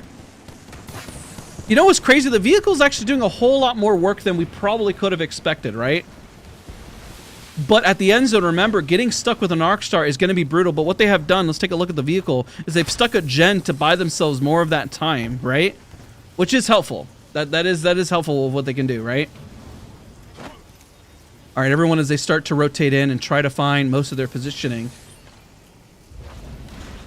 is going to be pretty intense here for the ending. I think they have their space. Having the vehicle is not a bad spot to really have here. Got some of them moving around. Going to hit the zone here. They're trying to hit it so they know where it's ending, but they keep getting hit by so many knuckle clusters. Did they just get their vehicle stolen? Is that what my understanding? Oh my gosh, and Timmy does go down from all that. I was kind of surprised that it actually was going to happen. And taking a lot of fire damage. I guess it was a little greedy to go too much for that zone information. Quick little punch there, punching him into the fire. Got that movement, though. But the question is the movement going to be enough? And the answer is no. Unfortunately, the movement is not enough. They took their... I didn't even realize. I honestly did not realize that they took their car from them. Is Timmy's team going to go out in 20th place? And they can use the evac if he can buy himself just a little bit of time. Just a little bit of time. If he can go up, he can get away. Oh my gosh, can they stick him though? And are they going to chase? It's literally one hit away from what we're seeing. Unfortunately, can't really go anywhere, but could go for a swap. Oh my gosh. This balloon is not going to be here forever, and anywhere that they land is going to be pretty tough. Oh my gosh, could you imagine if that actually stuck him in the air? That would have been crazy. That would have been absolutely nutty. All right, let's see. It looks like they live to fight another day. Going for the checkpoint. They do have the ability to craft banners, so they're going to probably stick that out. Let's take a look at a team that's also using a trident moving right in. So if you're questioning, yes, there is no guns for this game mode. No guns. No guns, ladies and gentlemen. But it does change. Round 3 and 4 is going to be 3 strikes. All right, so let's take a look at what's going on here. That was crazy. That was pretty nutty, I'm not going to lie. As they start to move in. I mean, they have the trident here, They do have space. Every other team right now is not really engaged. If we take a look, it's mostly just we the people, Trance and them, just scouting out. And here comes a big ult. Oh, they might push this. They might actually secure their space. But no, they actually have the drone. And you know what the plus side is? Is that Crypto can be in his drone, but still moving around while in the Trident, which is a little different here. Does make it for an interesting play. If you're not into the melee only, don't worry with the tournament. Next format is going to be 3 strikes, all right? So it's also going to be chaos with a lot of fighting as well. So we called it, and we're making it interesting and having a whole lot of fun. If you're tuning in for the first time, this is the Apex Legends Nessie Cup. I'm your caster. Hi, I'm Daz, and we're just casting melee only right now. Everyone is pretty much playing Edge. We have seen some fun fights, by the way. Some fun stuff has happened. But, you know, I'm going to let Crypto kind of give us the eye in the sky here. So we have a team above. We have a team right underneath them. And I think that height is actually going to be a really strong place to be a contender, to be honest. Looking at the map, let's take a little peek. Everyone is kind of going. It's like watching a ship go down, trying to make sure that you're at the tippy top, pretty much, and make sure that you have good positioning. Now, the teams on the edge is really the question as they move in, because they're mostly getting picked on by knuckle clusters. Oh my gosh, wait a minute. We have Guhrl actually. We're predicting the fight so well here. I actually am enjoying the fact that we're seeing a lot of the action non-stop as people are picking on one another. This team does have to get away. Legendary Doll is calling where to rotate in, but other teams are, unfortunately, they're just taking everything from that poor individual. They took the shoes, they took the Nikes, they took the shirt, they took the pants, everything off that box is taken. Poor Guhrl, man, what happened? They took everything from you. I don't think there's going to be an opportunity much after the zone to res. I'm going to be very honest. There's not going to be much of an opportunity, but it doesn't mean you're down and out. As long as the team can survive to the very end, there's that benefit. It looks Boom Razzle with Keon. Nice knuckle cluster hit. Keon rotating around, trying to buy himself a little time with Black Nova, also just holding his positioning for dear life, but getting grenaded out. And this might be the end if he does get stuck here. Just trying to buy himself a little bit of time and a little bit of spacing, but could go for the res. There is an opportunity for a res here, because they would have to come up and start punching. Let's take a look at the other team nearby. Everyone else is starting to really cluster around this area. Everyone seems to feel like this. Let's take a look what the next zone is. It's actually pulling over to the left. So they're all fighting over here, but they're unaware that this zone doesn't end here. They're just fighting around this. And look at the car just kind of chilling on the side over there, just watching from the sidelines. That's actually crazy as they're just waiting here. Crypto getting constantly scanned. They can't do anything about the drone unless they hit it with the Crypto drone. And if there's a gen nearby, it's not like they can do anything about that either. So we see where the next zone is, and this teams have no idea what's going on. And this team is just watching from the sidelines with their car. Oh, nice knuckle cluster hit right there. And they have 2 people jumping this guy over here, asking for their lunch money. Arcstar stick before the gen goes down. That Arcstar is going to hit for a lot of damage. Definitely calling out some of that damage there so they can work their way in. They see the team over on the left, but they have to move in about a minute. Everyone has to move in. That's going to get really, really tight. And we're going to see, oh, what the heck is going on over there? We see another knuckle cluster hit that has happened. Looks like Secret Girlfriend. And this is, Fade did, looks like it got their team right back in, by the way. But unfortunately, the big question isn't going to be enough to hold. They do have some space out here, but I'm not sure if it's going to be enough. And can they get rid of all the Watson gens before it's too late? Because the Caustic's going to be very ineffective whenever the gens are at the very end. We have one Caustic that just appeared out of nowhere, just flew from the sky, just jumped right in front of him, in front of Zach. I know Zach is screaming internally, I wish I had a gun right now. This is so uncomfortable. This is not like ALGS, and guess what? It's not like ALGS, unfortunately.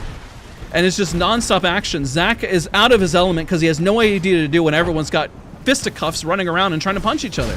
Let's take a look at the edge teams that are really fighting, because these guys are going to be the ones that are probably going to get eliminated, that have to work their way in. They're getting gated. Noko, as well as his team, are trying to find, just because, you know, we got Noko as the leading name here, trying to find their way and trying not to get hit by too many knuckle clusters. Does get their gen back, and I wonder what their perks and what they've chosen. It looks like they've chosen to spawn Arc Stars, which is smart, as a Watson, to get more Arc Stars on the ground. Putting as many fences down. They do have an edge over here. Unfortunately, have lost one of their teammates. Noko is holding on for dear life. Let's take a look at the edge team here. Fighting already 73 damage. Flesh on the Caustic. done significant amount of damage. They have to watch out for all those other arc stars, but they have to move in his zone. This zone, by the way, hurts. Get that Watson out of here. They think they're going to teach a lesson today. Not today, Watson. Not with your professor skin. Now let's see how much this is able to block. They actually don't have a gen down, so they have them right there, burning for dear life. And I don't know who we're going to see. Let's see how many kills are in the lobby. Let's take a look at this team. They have the most kills. They actually are the kill leader. But can they maintain this? So the gen is located outside. Unfortunately, it does block the grenade from the inside. Now, it's pulling on the outside. You can see where the final zone is pulling. And the big question, let's take a look at some of the edge teams located here, because they're hunkered down of how they're going to work their way in. You know, this looks like Comic-Con or TwitchCon or something. Everyone's running around screaming at each other, screaming, look at my Twitch stream. And look, this is crazy. This is absolutely a nightmare. This looks like being at a convention center. And look, nobody's using deodorant. What a nightmare, ladies and gentlemen. Let's see how Tony's team is doing. I believe he's with, no, this is actually We the People. We the People's team. We have Tony's team that's located really close nearby. We have dropped the prior team leader coming up with his battle axe. Unfortunately, the gen is nearby, so it's a waste of a knuckle cluster. We do have multiple teams that are being dropped nonstop. Looks like Raven's team has gone down. Remember, if you're just tuning in, your biggest focus is literally just to focus who's going to win and go to the finals. Prior Drops team is going and moving into the finals. They are randomized, so we're making sure that we're getting the right number of people. And based on the scoring and the eliminations and stuff, then we'll go based on the next person who goes into the finals. Excuse me, don't forget now to, of course, be sure to follow here on Play Apex channel. Be sure to subscribe to my channel. Shameless plug. But let's get into it. Look at the, oh my gosh, moving the car just a little bit forward. And this zone, this is crazy. Let's just stick on this because they kind of have, let's take a look. I'm gonna show you, this isn't like World's Edge where they're dropping before. Look at everyone here. Look at this. I don't think you're gonna see a whole lot of this ever in your Apex Legends career. As look at them take out the gen here. Now the reason why they're taking out the gen, because they need to be able to put caustic gas down. The more of these that are down, the unfortunate part is that they're not able to put caustic gas down whatsoever. And that's gonna cause mass chaos here. Everyone's lining up. Everyone wants to get an autograph. This is a crazy convention from the looks of it. Now, everyone is at the end here is just going to start getting eliminated, right? Let's take a look at other teams' POVs, right? Let's take a look here on the north side.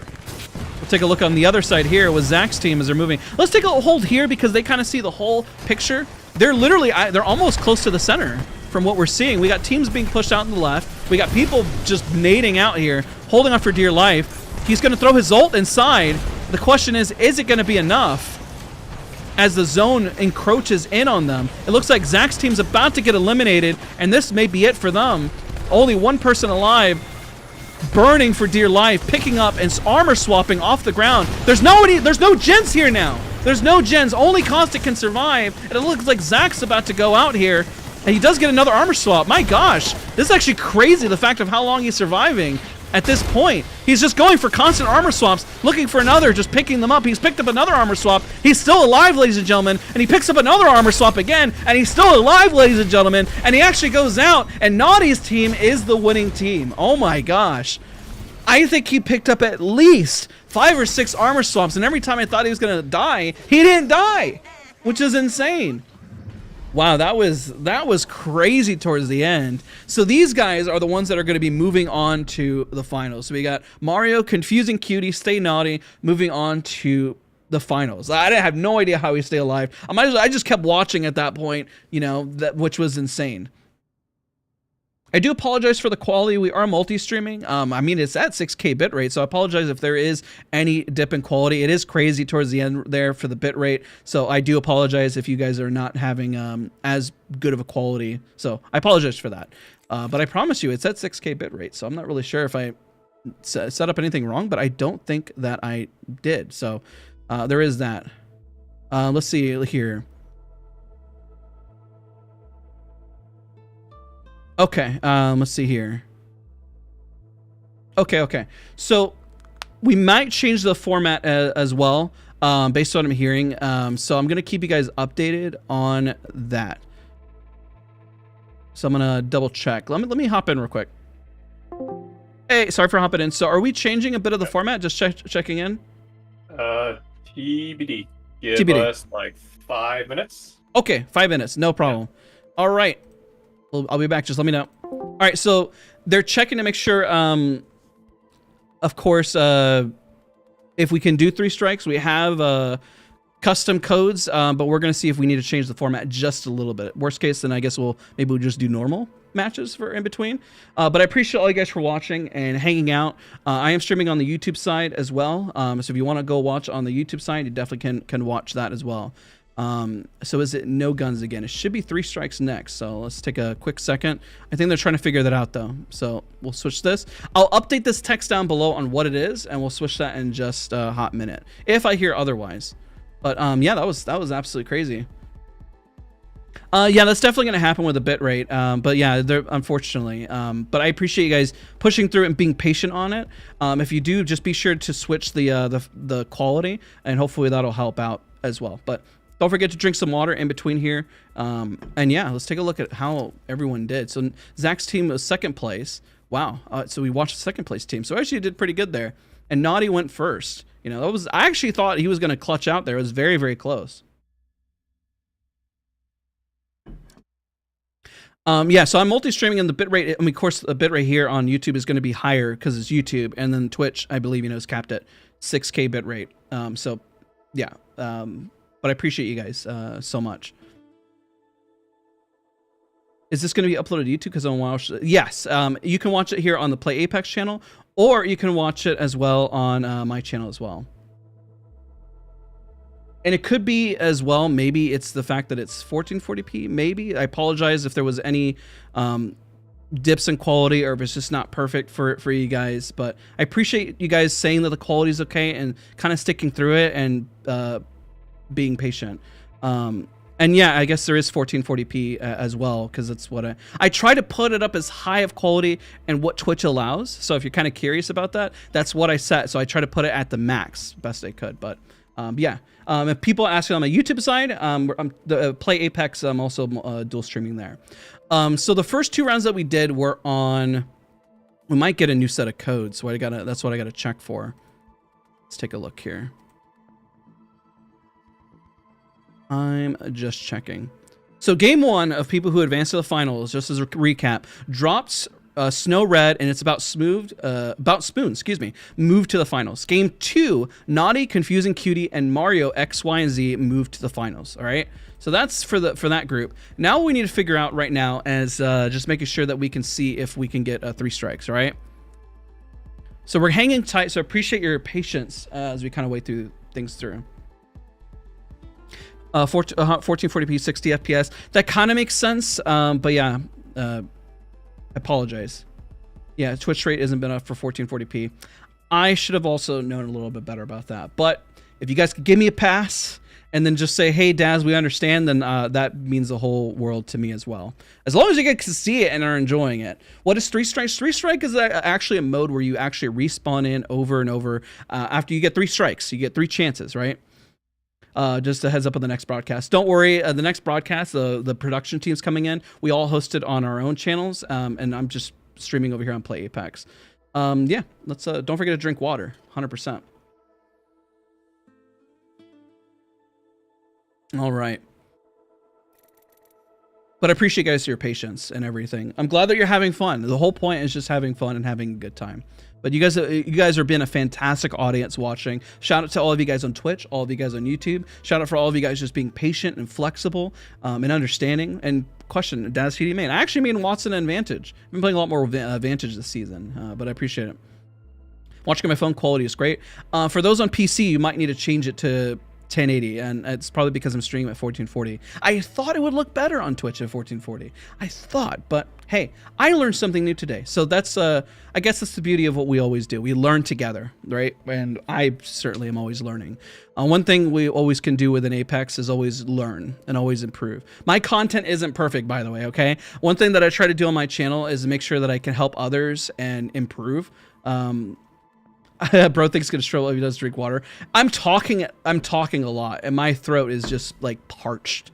That also happens because like I actually have a slight history in musical theater.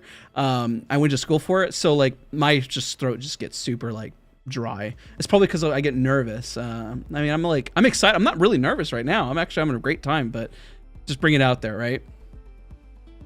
Oh, it goes from 1440p to interesting. Well, that's educational for me, and that's good to know. That makes sense. I did not know that, but it's good to know, and I can set that up for the. But don't worry, on Saturday stream, you know, I do the best to put on a nice show for all of you guys.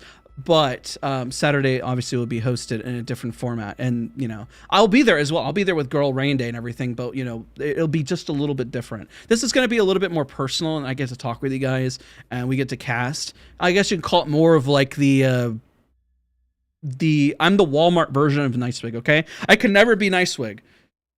But oh no, I'm not even Walmart. I'm the Dollar Tree version of Nicewig. All right.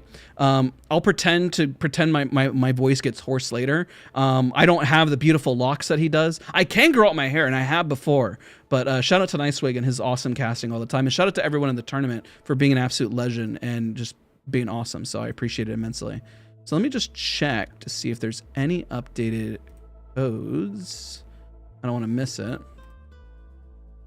Okay, we'll hang tight. All right, we'll wait. But they said 5 minutes. But in the meantime, I get shot with you guys. But don't worry, the production team, shout out to Minus Tempo and everybody for being so amazing and working on stuff. So it's awesome. I love watching you snipe in Battlefield 1. Hey, listen, I got a history. I've been around for a little while. I appreciate it, Grim. Thank you so much. Appreciate all of you guys for hanging out and for joining in this tournament. And shout out to all the participants as well. No, it's not over. We're going into round 3. We're just waiting on the new code to come in.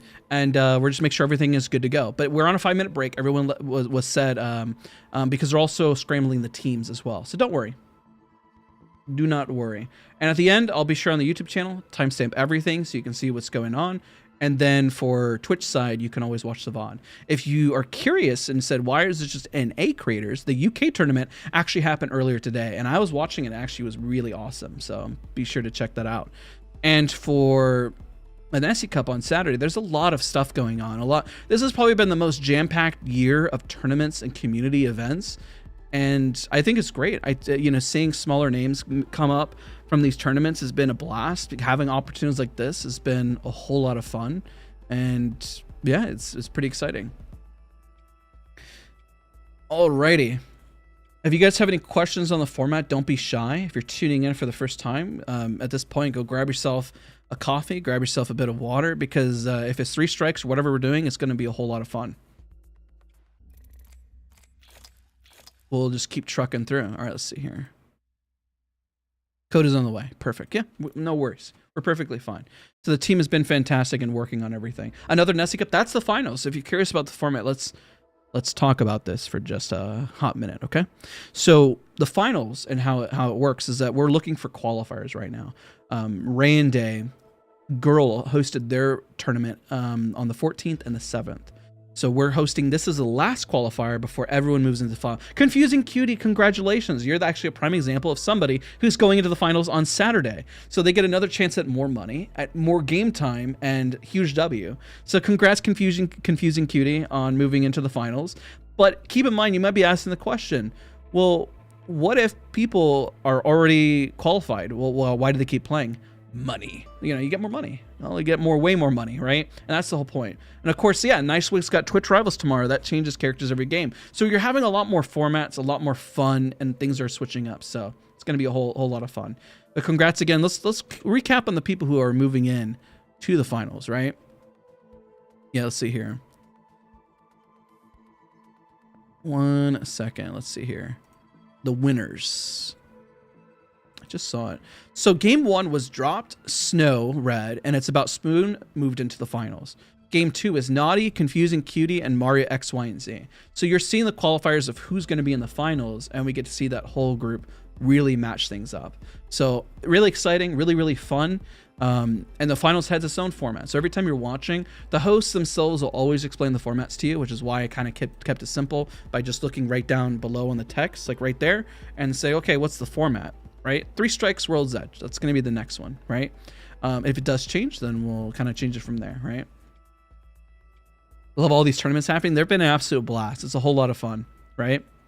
This is the first time I watched an Apex tournament on Twitch. Well, it's great to have you. Welcome. I'm glad that you're enjoying the streams, the content, everything. So yeah, I appreciate it a whole lot. Hopefully you're enjoying. This is a little different. Where's Jen? He was playing 2 weeks ago. He's in the, I believe, is he in the finals? I don't know if he's in the finals or not, but I got to double check. Came over from Twitch. Thank you so much for coming over from the Twitch side and also subscribing. Thank you so much. But don't forget to subscribe to all these beautiful people that are participating. I'm trying to give them as much limelight as possible as well. We got so many amazing creators, even smaller ones. Maybe I obviously recognize like the big ones, probably like Noko, Timmy, Lulu, right? But show them love, but also show the people who are smaller, who are trying to grow. And I guarantee there might be somebody streaming this event who may only have 10 concurrent. That doesn't mean that they're small. It means that they're up and coming, right? That they're growing and kind of grinding, right? All right, let's see here. Let's double checking where we're at with the code. But we're still in our 5 minutes, so we're doing okay on time. Gives us all time to really chat and kind of break things down. So you saw the meta for melee only, but melee only is gone. So now we get to go on to the next meta, right? The next meta and seeing how that all plays out with 3 strikes or just regular BR. And even though I'm still enjoying either way, right? Still gonna be an absolute blast. All right, let's take a look. Yeah, I love the clips that we've been seeing. It's awesome. You recognize everyone from Twitter. This is so cool. That's awesome. Hey, hopefully you've been following people big and small, and so that means hopefully that's a good thing. Cossack Watson Crypto. It was pretty interesting, you know. Apologies if this has been asked up, but where do I see anywhere see the results? So it's actually simplified because essentially the qualifiers were actually just taking the team that wins, right? They're working on a few things, Blitz. Well, they're going to work on it, and then we'll kind of get right back into it, so don't stress. So the results are we're just looking for one team to advance. That's the only goal. One team advances, and then pretty much, boom, we're set. Because we're looking for teams to go to the finals. These are the qualifiers. So there is incentive. Once you've qualified, you still want to play because you still earn more money. So there is an incentive based on that. But always focus on who is going into the finals because it's just one team, essentially. Let's see here. All right. So they posted their teams. So they've already posted who's going to be on what team. And then we're going to kind of bounce back in just a second. Hey, thank you so much, Mad Running. It's great to have you here. Thank you so much. What happens is someone wins twice and they go to the next person who places based on kills and eliminations and so forth. So they'll be able to kind of clear things up. If you want to grab something at the end, don't worry, we're going to timestamp everything. So that's also a big plus. It's a big W there. And then we kind of get going. When will the finals happen? That's a fantastic question. It's actually going to happen this Saturday, actually. This Saturday at 7 p.m. EST is when it's happening. So what I'm going to do, I need actually 1 second. How was the lighting in the room? A little dark, but you know, it actually doesn't look that bad. I'm gonna leave that alone. I was gonna say maybe I need another light. I'm glad that I brought in the light. So if you guys are curious with daylight savings time, I know the lighting has been changing back and forth. It was sunny when we started, and then now it's not. Okay, so it might have a new code. Let's see here. And then we'll bounce in just a second. Can you explain the rules of the 30 versus 30 mode? So the way it's going to work with Watson, well, I guess we have Watson here on the screen for the Nessie Cup, is that we're going to have 30 individuals start on one side of the map, and their goal for their team is to run across and punch the Watson in the face. Poor little Nessie. Watson mommy gets punched in the face. So she's going to be around like 1 HP. And then whoever punches, GG's, right? Let's see here. Yeah, we should get a new code in just a second. So everyone's asking, but don't worry, we are getting a new code. Can you put the Nessie in your head and balance it the next match? I don't know. Can I balance a Nessie on my head? Balancing Nessie is just as meta. Did I do it? Yeah, I did. Look at that. Wow. That was a little easier than I thought. Their goal is to punch them in the face. Yeah, it's just the Watson. The Watson's going to be... this is really hard to stand still. Try to sit up a little bit. Can you even see? Can you even see the Nessie? Oh my gosh, you can. You can kind of see the Nessie. That's awesome. Wow. I'm actually surprised we're doing this so well. So in honor of the Nessie Cup, we're going to balance this Nessie as long as possible. And I appreciate all of you guys for being here. Oh, well, we tried. We're going to get a code here in the next. Do the whole match. Oh, I don't know if I can do the whole next match. Let's try. What did Watson do to deserve this? Because she's just so darn adorable. That's... Can I get balance it again? Okay, we're good. Let me just tab out and see if the code is updated. Probably wondering, Daz, look at the code. Look at it. Yeah, we're waiting. But we're doing good. Look at this. Okay, we're balancing. Zen, calm, patience. Everything is okay. We're doing fine. Nothing to stress or worry about. Nothing can ever go wrong if you just have a Nessie on your head. It's always nothing but sheer happiness, and everything is great. Watson Loki has the best skins. I agree with that statement. I wish I could. I feel like I can't really emote. Like I'm trying to smile, but I feel like I'm going to lose my balance. Is that weird, just thinking like that? I hope everybody, if anybody's watching at Respawn, they give me a thumbs up saying that I'm actually balancing this very well. I hopefully you're impressed by this. And if you're just tuning in, welcome. You're probably wondering why there's an Nessie in my head. We are about to start the next round. We're going into 3 strikes. And yes, the VOD will be up, and I will timestamp everything also on my channel. In this section of the VOD, I'm going to title this Balancing the Nessie. For the Twitch side, we get to explain what's happening next. We're going to be going into World's Edge for 3 strikes. And then we're going to be going into 3 strikes again, but for Storm Point. And then we're going to be doing Punch the Watson as the last part. So let me make sure that we have everything. And everything is good.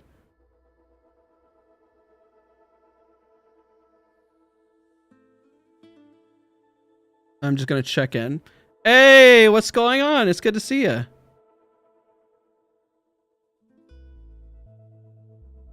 That is fine. I'm just balancing Nessie. Noob King, is great to see you. I'm balancing this Nessie on my head and we're doing fantastic, but I appreciate you for being here. And for all of you guys being here and hanging out. It means a whole... Okay, I finally fell. Well, I did that for a good amount of time.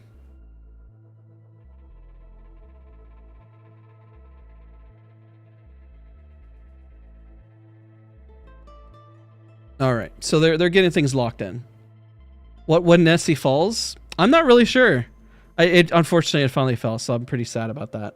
I tried to balance it as long as possible. That was probably the longest I've ever balanced a Nessie ever in my head. That was insane.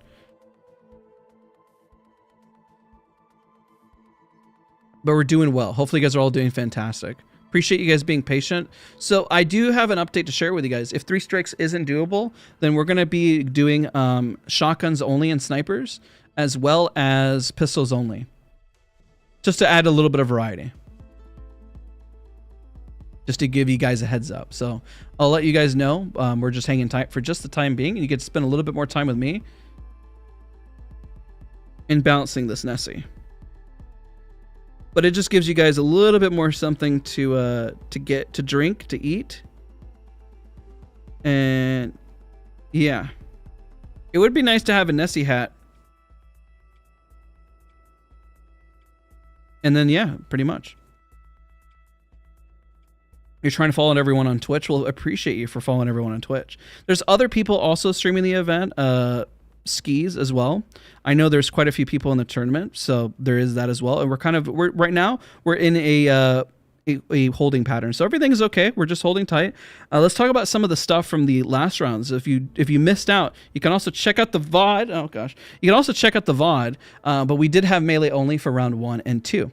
So as we move on from round 1 and 2, we're going to move into either 3 strikes once things kind of get settled, or we're going to move on to shotgun, sniper, and pistols only for round 3 and 4. And the last round is going to be punching the Watson. With our strategic spots that we have people stopping and starting. Thank you so much for hanging out. Definitely glad to have you here for the time you were able to be here. Definitely grab some rest. The VOD will be there for everyone to also watch. Round 4 is going to be, let's take a look here. I think we have a code, do we? Let's see here. All right, so we're running game 1 of Shotgun Sniper. Let's see here. So code. All right, so that's what we're doing. So I'm going to update the text so you guys know exactly what's going on. 2 seconds. All right. So we are in to observer. So this is going to be, unfortunately, we're only able to do 3 strikes, but that's okay. We're going to do this round. I'm going to update the text so you know exactly what's going on. So this one we're going to do shotgun / sniper.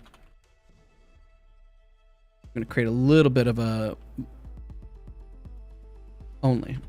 Hopefully that'll kind of fit.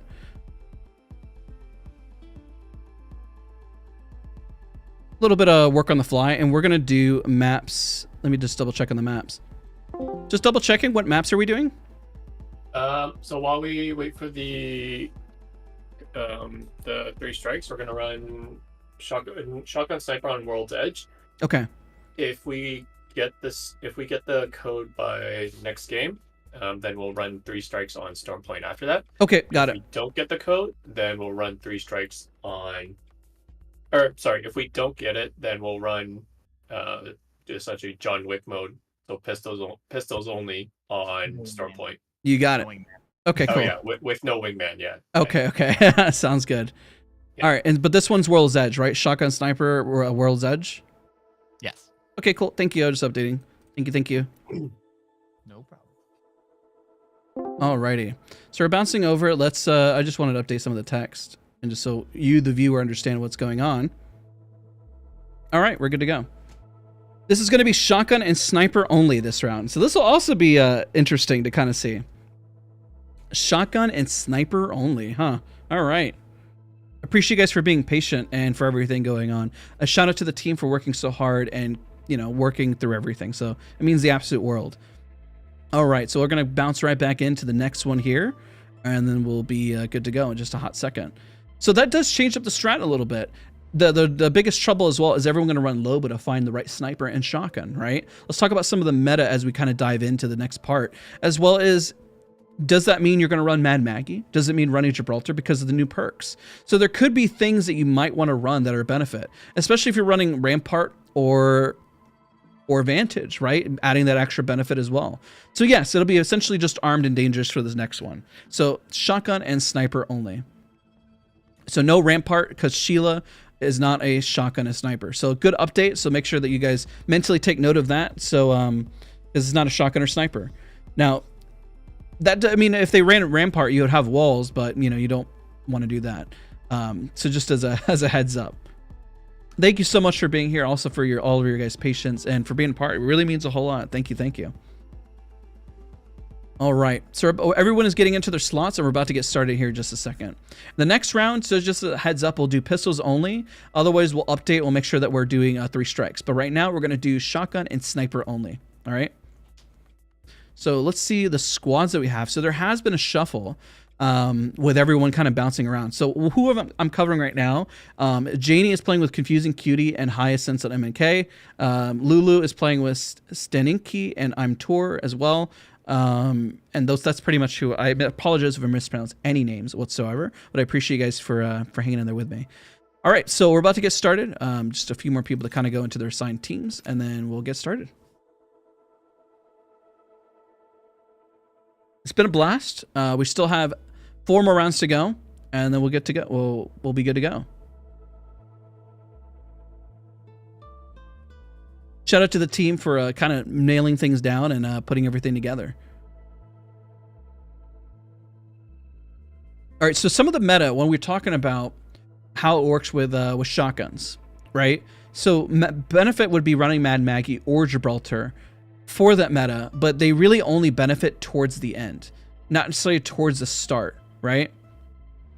So the Eva and Kraber is allowed, by the way. All right, there's no Rampart, but the care package, if you find a Kraber and an Eva, is allowed for shotgun, right? So getting that sniper, everything sniper equals sniper ammo, just to be more specific as well. All right, and then we'll hop in and we'll get started. Now, other legends that could benefit from this as well, I really see legends when it comes to probably anchor legends are probably going to see a bigger benefit as well. probably like Watson, Caustic, probably more so as anchor running the snipers and everything, rather than running shotguns. Caustic will be pretty nutty running a shotgun. Catalyst will be very strong running a shotgun by blocking off those doors and playing a lot of close range. That's definitely going to have an added benefit as well. All right. Looks like we got the last two in, and we'll get started here in just a second. That's also an important comp. So you guys are bringing up a very, very important point with Octane, especially with Ballistic, you know, giving everybody infinite ammo and also those faster reloads, because the reload speed can be pretty brutal when it comes to a sniper. But if you have Ballistic, that can definitely add that benefit that you're looking for, right? Revenant's extra health pull. So we'll be curious to see what people run for this, especially when it comes to just snipers only, sniper ammo, and then shotguns, shotgun only. But Kraber is allowed, as well as EVA 8.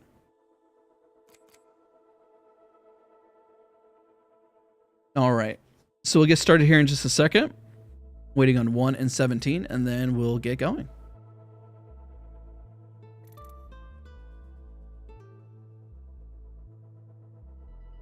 But Ballistic would be a very interesting choice to kind of see how the meta would kind of come together, right?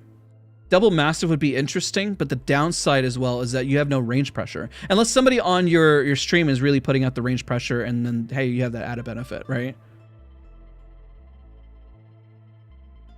All right.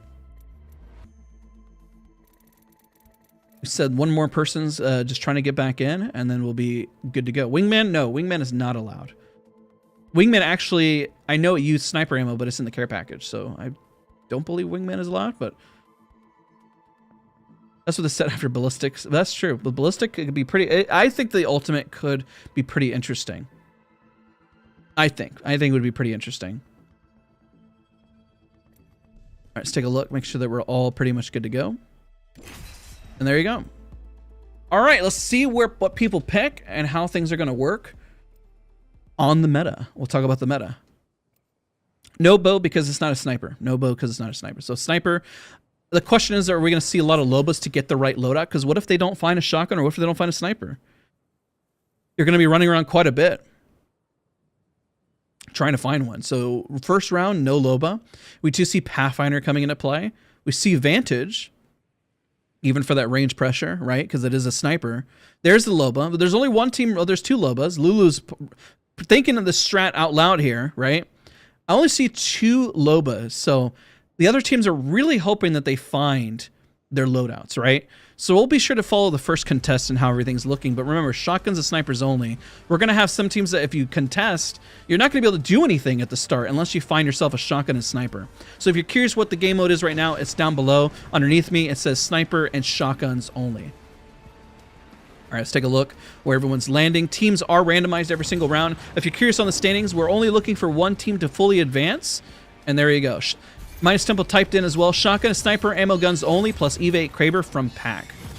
All right, let's see if we get any contests. We got teams over here on the left. They see a potential contest there, so we'll keep an eye on this as well. Just because one person has split the POI, because, oh, their first sniper's already in play. Now the question is, can they catch them? Let's make sure we're not missing any other action. Oh. Trying to keep a close eye, because I think they're still close by, right? And there's the first sentinel. Repositions and gets out. Let's see if Lulu can land the shot. Got a shotgun, unfortunately no sniper yet. So let's take a look at more at play here. We have teams all spread out across the map. Nobody's hard contesting quite yet. But we do see everyone running around looking for that loot, that magical sniper and shotgun, if you will, making sure everything is pretty much all set and then good to go. Taking a look at where everyone's rotating, everyone's position. Right now, it's just a hunt. Now, the downside is, yes, the Mozambique is a shotgun, but do you want to be stuck with a Mozambique, right? And right now, I do see the decision here is not to pick up two of them, because the incentive is hopefully that you find, there it is, you find yourself a sniper. No shots have been really taken. There might be the first team located here. Fade is landing his infamous building here, holding the center. And let's see what the loadout is. All they have is Mastiffs and Mozambiques. Not finding a sniper early on, so you can't really do any range pressure. Let's take a look at where the next zone is going to pull. It's pulling towards the south, so while they have this north side to themselves, they do need to rotate to zone and start to gather more information and kind of rotate and move from there. So we're seeing a lot of shotguns on the ground for the teams more in the center, but we're seeing a lack of snipers right now. There's not a whole lot of snipers. They're trying to get most of their guns located here. They're passing on all the loot like they're supposed to, looking for only shotguns and snipers to clutch out. Let's take a look. Most teams have not engaged right now, but that's because the hunt and the intensity of finding this is where everyone is looking for things right now. Trying to loot up, trying to get some of their shots in, trying to stack up on what they need. And the problem is that every time they're looking for a shotgun or sniper, they're spending less time going for the harvesters, right? If they're not going for the harvesters, they're not hitting the beacons, they're not leveling up their armors. If they're not leveling up their armors, they're going to fall behind. So we're going to see that happen in this current mode and meta. So we do have Phony's team running up on a team, kind of breaching here. We have Sen running up a little further behind, but is running the Mad Maggie because of the shotgun reloads. And that's going to have a massive benefit as well. Now, the question is, are they going to be able to run up on this team, or are they just going to run away? And it looks like right now that they're just opting to run away, but they're about to converge on each other. While Zach is repositioning, and just, you know, the big idea right now is just to look for loot. And the problem is that everywhere you run, there's another team and there's another individual pretty much there trying to get the same loot and the harvesters. So there's a whole lot of rotations, and what the heck just happened in terms of the kill feed as well. As we see, one team is already eliminated. We see a shot, Guhrl on Lifeline, landing some master shots already pretty early here. Trying to rotate, and unfortunately the Mirage is only the last one alive. Landing some sniper shots from a distance here. Does have a Peacekeeper in hand, but it's not looking good because let's see if they can get the re-knock. Unfortunately, the bubble has gone out, and it means that that fight is essentially over. Now, they do get some nasty damage here with a Sentinel pretty early on, and they rotate over and just keep pushing the envelope. Now, they did secure their knocks. We did have a team get eliminated early on as well, because they did knock them out, and that was pretty much it for them. Now, if we take a look where everyone's rotating, we do have some teams fighting up on the upper left-hand side of the map, and we see where there might be a possible engagement. Looking at here, as they zip up, they do have Sentinel charges. The Sentinel is going to really be powerful in this meta, especially if you can find enough of the shield cells, but at least you can save on ammo, so there is that added benefit. So Prizzy's team here is trying to fight a little early. Let's make sure we're not missing any of the other engagements. It looks like they're kind of rotating out and rotating towards zone. They do have zone information near them, which is a benefit. We do have teams that are hunkered down further on the south side from what we see as well. Let's take a look at this team located over here as they're rotating. No engagement there. They are stuck here in the open. They don't see the team that's rotating over from the tunnel side, but they do have the ability to rotate. So the question is, do they turn on this? And the answer is no. They decide not to turn on that and rotate towards them either. We do have Mario's team and Zach located here. They do have a team located here on the right. They actually take notice of them, but they look like they're kind of opting for the rotation instead. But they could get landed on here. So now they're going to be sandwiched. So let's see what this team does as they have to deal with the sandwich as they charge their snipers.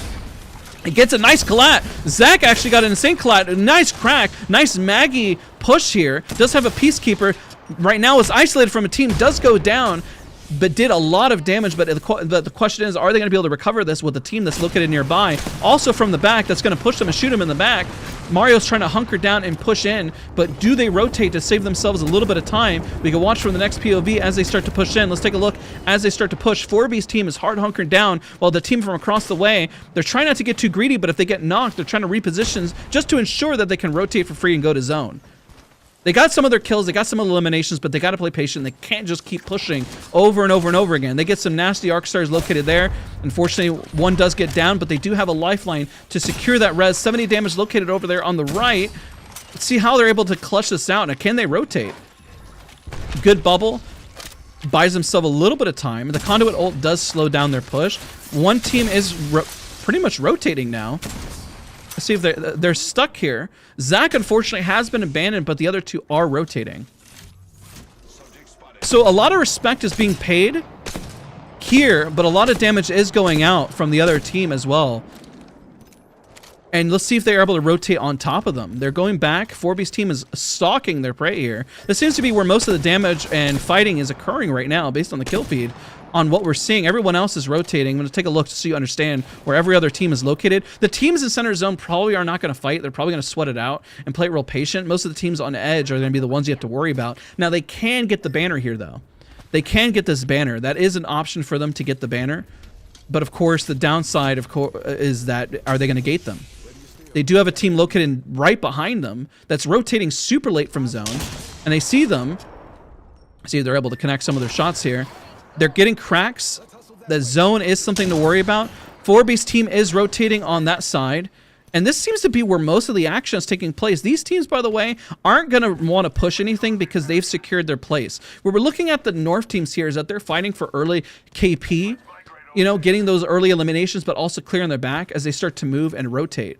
This other team decides to say, hey, enough's been enough, and it looks like everyone is kind of done. Let's take a look at the rotation here because these two teams are also going to clash, potentially, unless they decide to give them space. Keon is slowly, I think they hear them on the inside because they heard the opening of this. Now let's see if they're able to jump scare them. They're waiting for them to come through. So can they jump scare them and move in? So a bit of a good damage here as well. But the unfortunately, the conduit ultimate is going to slow them down. Now, with them rotating, it doesn't look like they're there for a fight, all right? If they're not there for a fight, then they're just going to rotate and pretty much got to get into zone. These teams are going to have to run into each other at some point, and they're mostly going to cluster here at this choke, while everyone else in the zone, and the reason why we're not focused on them is because they have strategically already found their spot. So if you're curious, let's say, like, this is a great spot, you don't leave it, right? When you have this type of positioning, this is a great educational moment for people who are watching, is that you don't necessarily want to leave these moments, right? When you leave these moments, you're pretty much giving up your positioning. But if you're playing edge, then you can fight your way in, but you got to clear your back. Because at some point, what you can learn from this is that teams will get stuck at these various chokes. Now, you want to hold these intense and strong point areas, but as the zone closes, then it becomes a lot more night and day difference and rough. So it looks like they did scan for zone just to know where opponents are at, but they do see, and this might be an opportunity because they're catching them out. Let's see if Naughty's team is actually going to push this and clear their back because they know that they might be separated. Somebody hit the beacon on the left, which could be one or two people, and they might be able to catch them out based on the information provided, right? They're kind of feeling things out to see if they can bunker bust and find a way as well. All right, let's take a look.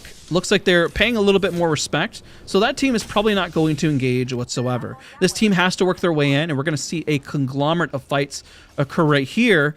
And there might be a fight in the center, but it's a little unsure because, you know, they want to clear their backs and they want to fight. And these teams right now have to run on top of each other. So it looks like they're securing space, and they are located here. And boom, they're pretty much good to go, and they have their spacing, right? Aprizi's team is located here in the building. They have some good spacing right now, but that could change later based on where the zone is going to pull afterwards, right? So we take a look where this next fight, I really think they have no choice but to push to the right, push to the left, right? Because of where the zone is going to pull, and so they're going to have to work their way in at some point. That's the kind of, I guess you'd call it harsh reality, right? Now, I'm going to enable the highlights here so we can take a look, because you're going to be able to see through the walls of where they're located as things start to get a little bit tight and a lot more close and, well, uncomfortable for these teams.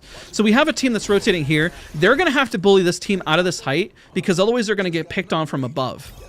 So let's see if they're able to kind of work their way in, especially with some clean sniper shots, and how that's going to work in their favor. If it does work.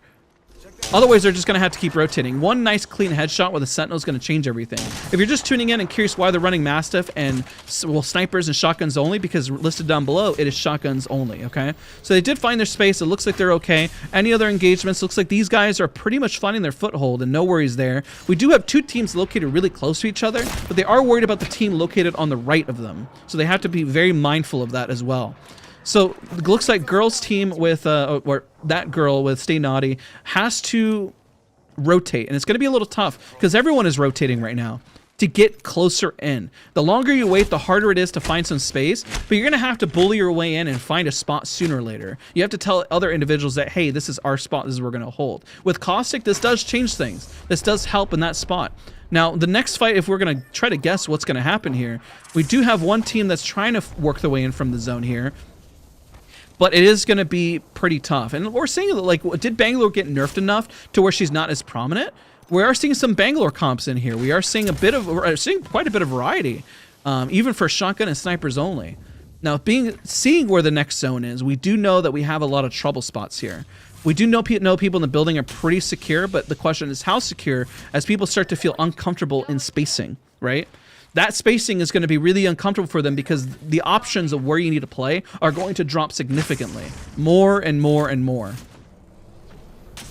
We do see this building actually being shared, and this is a very common thing that will happen. And even you'll see in ALGS, but even if you have a mode that limits from shotgun and snipers, that teams will coexist, right? And the reason why they coexist because they know they have good spacing for the time being. but every team is also trying to space them out. Let's see if they snipe them out here. Let's take a look. Because they're going to take that balloon because they need to move, but how long are they going to wait? Because this zone does hurt. But if they can land some clean shots here, let's see if they're able to land this as they move, and everyone else is moving. So let's take a look. Nice first shot. Can you get the second one? Nice clean shot knocking there. So now they're going to have to go into duo squad. Let's take a look where they're going to land, if anywhere. So this is Noko's team. The rotation was good, but unfortunately with everyone running snipers, I mean, you're just going to get picked on. So unfortunately where they're rotating to, they're going to have to deal with some teams on the left right here, and then also a team located on height. So they're going to get bullied from every which angle. Now other teams as well have to work their way in. This is where things get a little chaotic, and it's going to be a little troublesome of how we're going to find out which is going to be the next team and where to look at the action. But I'm pretty sure this team is going to get eliminated. They can coexist underneath, but they might get dropped on. Now the question is, do they drop on them and risk it because they know that they're underneath, or do they wait? So they queue away, they try to fight for another day, and they get out. And this team, unfortunately, is probably going to get eliminated. There's another fight that is occurring across the side, and there they go. They're out. Let's take a look at where the other teams are located and fighting. We do have the centerpiece here. They're not coexisting. They're fighting for it. They got knocked, but they traded, and now they're resetting. All right, so they're resetting on top of each other, and they're located above. Raven with its Timmy and Nikki are holding their space. They could hold up top here so they don't have to get greedy for new positioning, but unfortunately every other team on the right side of the map is going to have to get really uncomfortable. Now, the question is, do they clear their underpart, or do they stay on top here? But trying to find that opening with them being stuck there is not a bad option. They do have another team that's going to rotate right behind them, though, and kind of sandwich them and push them into the encounter, right?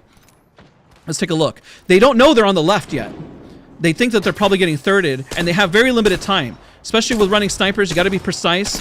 That is going to do quite a bit of damage, so they're going to move on the backside here, and that does make sense. The question is, can they place that hold there, right? They're sharing some space in here. With Naughty's team, unfortunately, Naughty's team does go down. They actually did pretty much push the envelope. Timmy's team is holding up top with Nikki and Raven, and they're just coming down for peaks and just bullying teams because everyone's trying to get the space underneath, but there's just not enough space for everyone to get involved, unfortunately. So they are having free pickings, and if I were to bet, if they were to hold this very well, they do have a really strong opportunity to win this. As every other team is rotating in, do you see the dilemma that we're running in here, ladies and gentlemen? We see constantly teams just pushing, and we see this fight breaking out, but there is another team located nearby. Massive shots from the Mastiff. Does reposition, does get out, but unfortunately, is it going to be enough to get the clear with the constant lifeline reses? It might be a little tough here. The bubble dance, having a bubble dance again, the constant reses is going to be probably the death of them, and Phony does get out and reposition. We do have Raven's team still holding it close, very up top. We do have more rats holding it in. And we do have a coexist happening here in the building as well. With the team flying in, they're going to run in here, and they're going to cause mass chaos because they're going to either disrupt the team on top or down below. And unfortunately, they can't stay on the outside, or that they're going to get picked on. The new castle does give them the ability to create a little bit of space so they can peek, but the question is how much space before that shield does disappear, and is it going to even be enough is the big question. As they rotate, they do find somebody else, get some massive damage there, but the problem is that there is a team located above. They do reposition, and now what's going to happen? Is the team above going to push them, or is the team down below going to pressure them, or do they occupy the space to fight another day? Like I said, Timmy's team, look at this. Nikki is smacking with the sniper here, picking on the team from the opposite side because this is an open area. Seeing the other POV, as this team is allowed a lot more space and to occupy, they're really occupying and holding space. Notice how they're not all peeking in the same spot. They're sharing space to making sure where the biggest threat is and where they can get knocks. They do have a really strong ability to hold in this area, but are the other teams going to be as respectful on them? Right now, they're getting really picked on, and they're trying to work their way in, but it doesn't seem like they can find their foothold. All the teams on the outskirts here, unfortunately, have been constantly running on top of each other, pile driving. So if you're curious what happened on the right side, they just were on top of each other, knocking each other left and back to back to back. And so there was a lot of action over there, and we do have the teams that are going to have to move in. So we're in a top 7 situation, which is going to be pretty nutty here and insane, right? So let's take a look at where the first team is getting involved. And so we do hear a port that went off.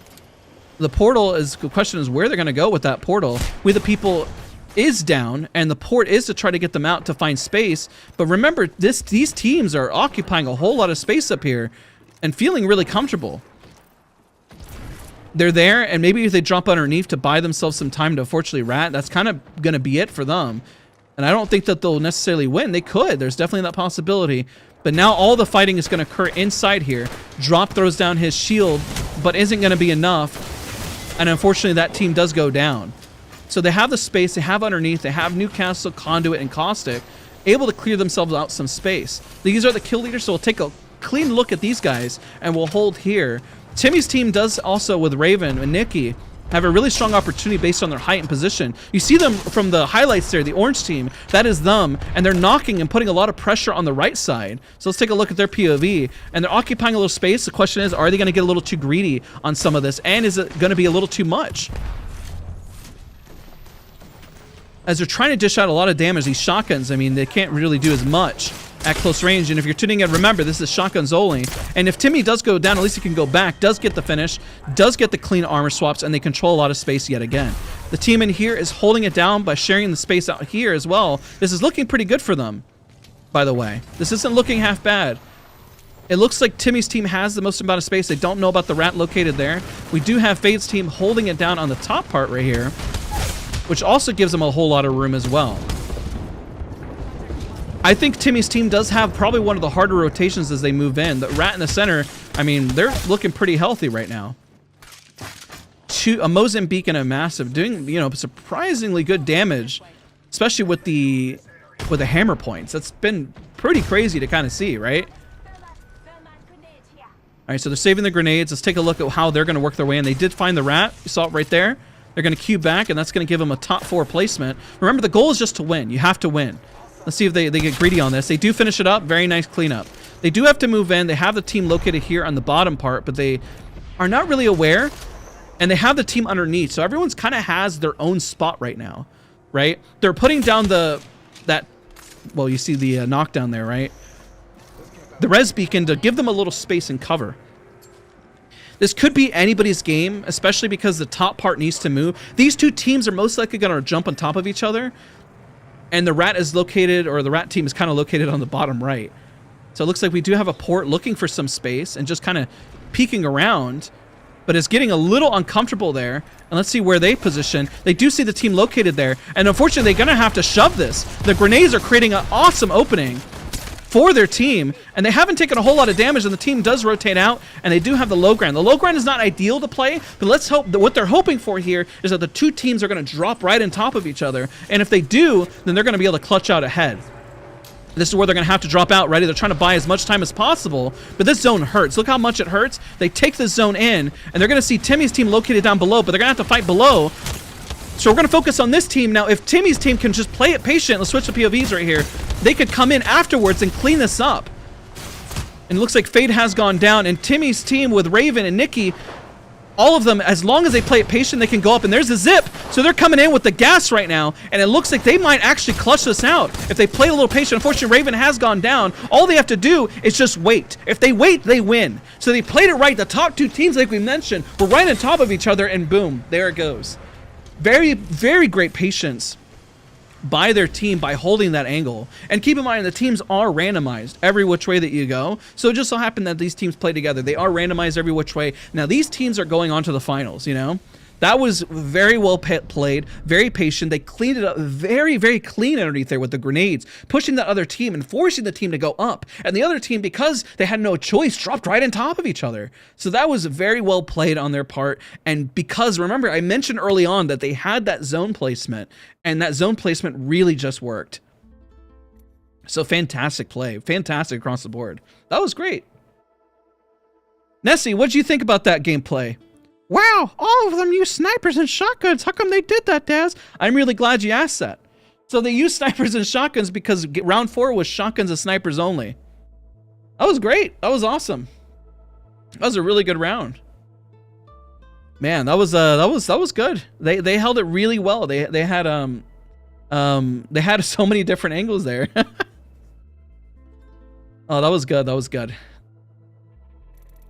Oh, you're talking about Nessie? This is Longboy. So everybody, hi, say hello to Longboy. Hello, Play Apex chat, and also hello to YouTube. How's everyone? I don't know what voice that is. I'm done. All right, let's see if round 4 we might be able to do 3 strikes. Let's see here. All right, so game 4 is going to be Wraith, Pathfinder, Watson, and Mozam, RE, and P20 on Stormpoint. Okay, so unfortunately, we're not going to do 3 strikes, but we do have a new format that's also just as fun. All right, so what I'm going to do is I'm going to change it now. We're going to switch over to... so this is going to be... it's going to be Stormpoint. We're going to call it Pistols Only, with only specific legends. And let's see, the legends are going to be Wraith, Path, and Watson. I don't know if I have enough space. And a Watson. All right, so I'm going to leave that text there. So we're working on the fly. I think that works. So we got some a new mode, essentially. This is what we're doing for it. All right, so add a little spacing and make it look a little nicer. We're working on the fly, ladies and gentlemen. We control everything. We do everything. So I appreciate you guys for being patient. So we have 6 rounds total. All right. What time is the finals? It's going to be on Saturday at 7 p.m. EST. All right. That was great. That was a lot of fun to still watch. Everyone played really well. There was a lot of great placement. Next round is going to be on Stormpoint. All right. If you're curious to tune in as well, on Saturday, it's going to be at 7 p.m. EST for the Nessie Cup finals. So the team that did advance there, by the way, just so you know, we're focusing on who is advancing. Okay. Let's see here. And appreciate everyone who's participating for being so flexible as well. All right, so let's take a look at the format. So a new format. So Wraith, Pathfinder, Watson, Mozam, RE, and P20 only on Stormpoint. All right. But pretty solid. So let's take a look as well. Let's mention the winners. Last round was Timmy's team with Nikki and Raven. Game 2 was Naughty, Confusing Cutie, and Mario XYZ. And game 1 was Dropped, Snow Red, and It's About Spoons. Have all advanced to the finals, right? And you may be asking the question again, is to make sure to understand that the better that they place within their own internal brackets, the more money that they get. So while it's not about getting second or third or anything like that, everyone's walking away and winning, right? So there was also that massive W as well. Okay. All right. So everyone's hopping in, and that's the new format. So if you're curious on what the format is, I put it on screen because we are changing things a little bit on the fly. I appreciate you guys for being flexible and waiting as well. But we have, we moved on to RE, Mozam, and P20 only with Pathfinder, Wraith, and Watson. All right. But it's great to have you here. Welcome, everyone. Hopefully you guys are all doing fantastic. Thank you so much for tuning in. Don't forget to drink your water. All right. And if you see a streamer here that you enjoy, be sure to support them on their Twitch channels. If there is somebody new that you don't recognize, definitely support them and watch on their channels as well.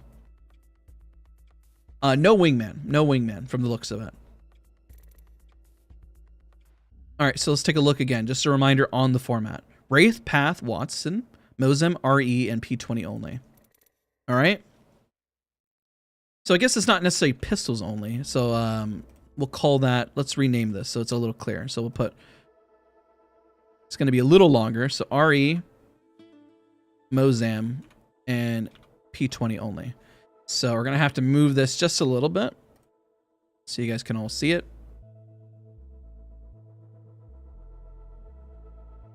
And then we'll kind of rock that. Just so we know. I know that we're kind of working on the fly here, but there we go.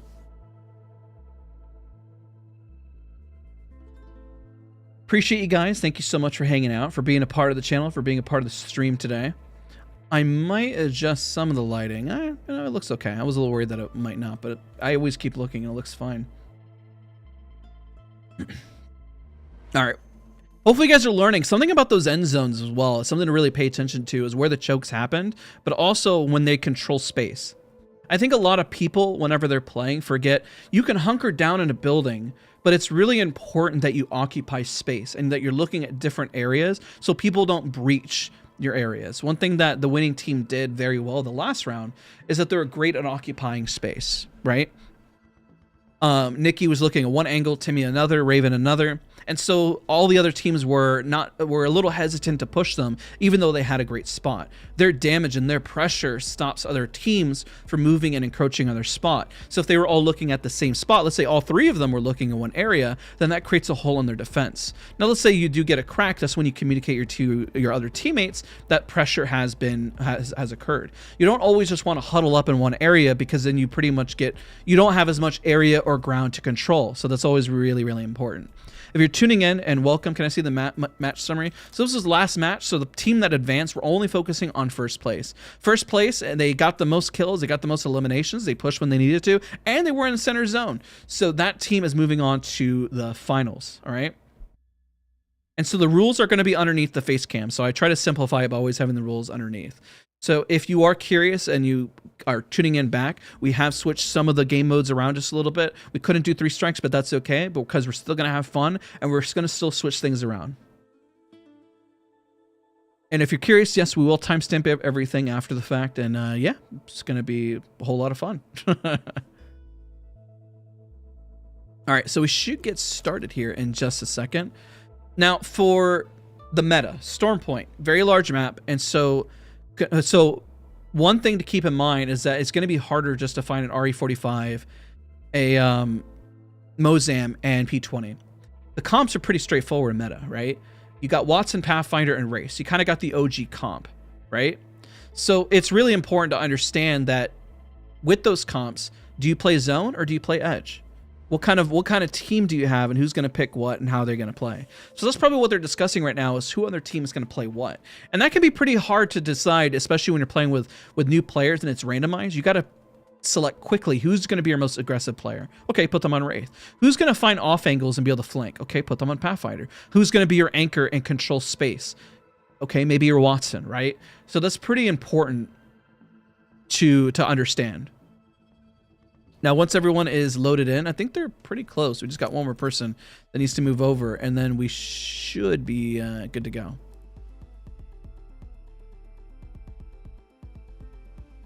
Because everyone is focusing on... Okay, everyone is getting their areas, their sections, and then we'll be good to go. Now, in terms of loadout, a lot of those loadout aren't really long range, so it might encourage players to really push to secure that spacing a little bit, or it might stall players. All right, we're starting up. Let's get going. Let's do this. Let's do this, ladies and gentlemen. Appreciate you guys for hanging out, and yeah, it's been great. Minus Tempo, shout out to him for working on the fly, and for everyone at Respawn for giving us this opportunity and allowing us to have fun and have a blast. All right, so let's do this. So remember, Path, Wraith, and Watson is who we're looking at, right? Now remember as well, RE, Mozam, and P20 only. They're going to post those rules as a reminder for everyone. Yeah, they do call out different POIs as if it was scrims. So yes, they do. They're all calling different POIs. So they're not necessarily just all landing on top of each other. You know, kind of giving that competitive edge. Same thing that people kind of do in ALGS. I guess you can say, but at the same time, it's not a rule. It's more or less they call it just kind of an agreement that players have, just in case they want to know who's going where. So it's not just a nonstop dogpile over like the same POI. They want to know. All right, let's take a look.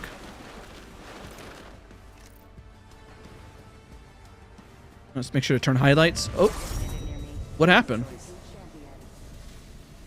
Somebody disconnect? All right, well, we're going to get right back in there. We should be able to get right back in there. Let's take a look with what happened. Let's, I'm not really sure. Let's, let me just double check. Let's see if there's somebody DC. Yep, just checking into somebody DC. No. There was a Maggie, there was a Falc, there was Oh, yeah, you're right. They chose the wrong characters. Oh my gosh. I love how everyone in chat is saying we had Craver. I mean, hey, at least you got it now, right? All right. So, yeah, that's true. Okay. Yeah. I was just checking out. I was like, that was the fastest stop ever. All right, we're good. They chose the wrong characters. All right, that's a good point. Even chat, even you guys know the rules. You guys got it. All right, where we're going again. We're going again. We got this. Remember the rules. You got to pick Watson, Wraith, and Pathfinder. All right, people are picking Gibby. People, yeah, that's crazy. All right, we're going again. But they saw it. I mean, they saw it right away. I tabbed back in and I selected Gibby. It's all good. Listen, nobody's perfect, ladies and gentlemen. And, you know, creators aren't perfect. Pros aren't perfect. Up-and-coming creators aren't perfect. Twitch chat and apparently chat is always perfect, right? Shout out to you guys for watching. All right, let's do this. Let's get in. I remember. Yeah, I mean, they were on. I didn't even see it. They were so fast. They caught it before I even saw it. All right, let's see here. Ready? All right, let's make this into a game. Follow the rules, ladies and gentlemen. Follow the rules. Very simple. Okay. First check. Okay. Next check. This is the litmus test. Ready? Okay. All right. Good. All right. Okay. All right. So the next check. All right. Hey! All right. Very nice. And keep in mind, they're being flexible because it is, you know, we are changing the mode and they are being very patient. So that's awesome. So yeah, 6 total games. We're going to keep rocking it through and keep vibing. The last 2 are going to go pretty fast. I promise. All right. And they'll be a lot of fun and enjoyable. Okay. Let's see if anybody's contesting off drop and we'll see what happens. Soaring in style. Shout out to all the peeps that are in the tournament that are in Soar. Shout out to my peeps at work, Medusa, Matt, Crude, Mason, if you guys are watching. Appreciate you guys. Shout out to you guys in chat. Shout out to everyone. Just hopefully you guys are having a good time and reviving, right? All right, let's see. Anybody contesting? We might have a contest here. Looks like they're going. No care package weapons, RE, P20, Mozams only. They picked all the right teams. The comps are not going to be in question at the moment. All right, are they being contested here? Yeah, wow, we got an early contest here. We got the first punch. And the hard part is they got to find the guns. Are they going to be able to find the guns? Because you got a P20, but can they find the right guns? And even punching might be a little more viable. Watson going for the finish, but the question is, are they going to stop the Watson from actually finishing? The answer is no, and they're locking him in with grenades. Very nice. And listen, throwables are always on the table. We talked about P20. I mean, grenades are always on the table. When we did snipers only, people were using grenades too. Grenades are always okay. Let's see where they went though. He's hiding, looks like, and then I think Nikki just got out. Now, unfortunately, now they can't recover banners because there is no support legend, right? So that was the first early fight. I'm glad we got to already catch this early fight here and kind of see where everything was landing. Going for a little punish there. Now the goal is to find the guns. How are they going to find the guns, right? And they have to find where they're located. Let's take a look at where everything else is at. Everyone is spread out looking for loot. Look at this major spread out here. Let's see if enemy has yet to find a P20, and they're you see how the pings are already going out. Look, their goal is just to find these guns, right? You got to find them. Oh, hold up.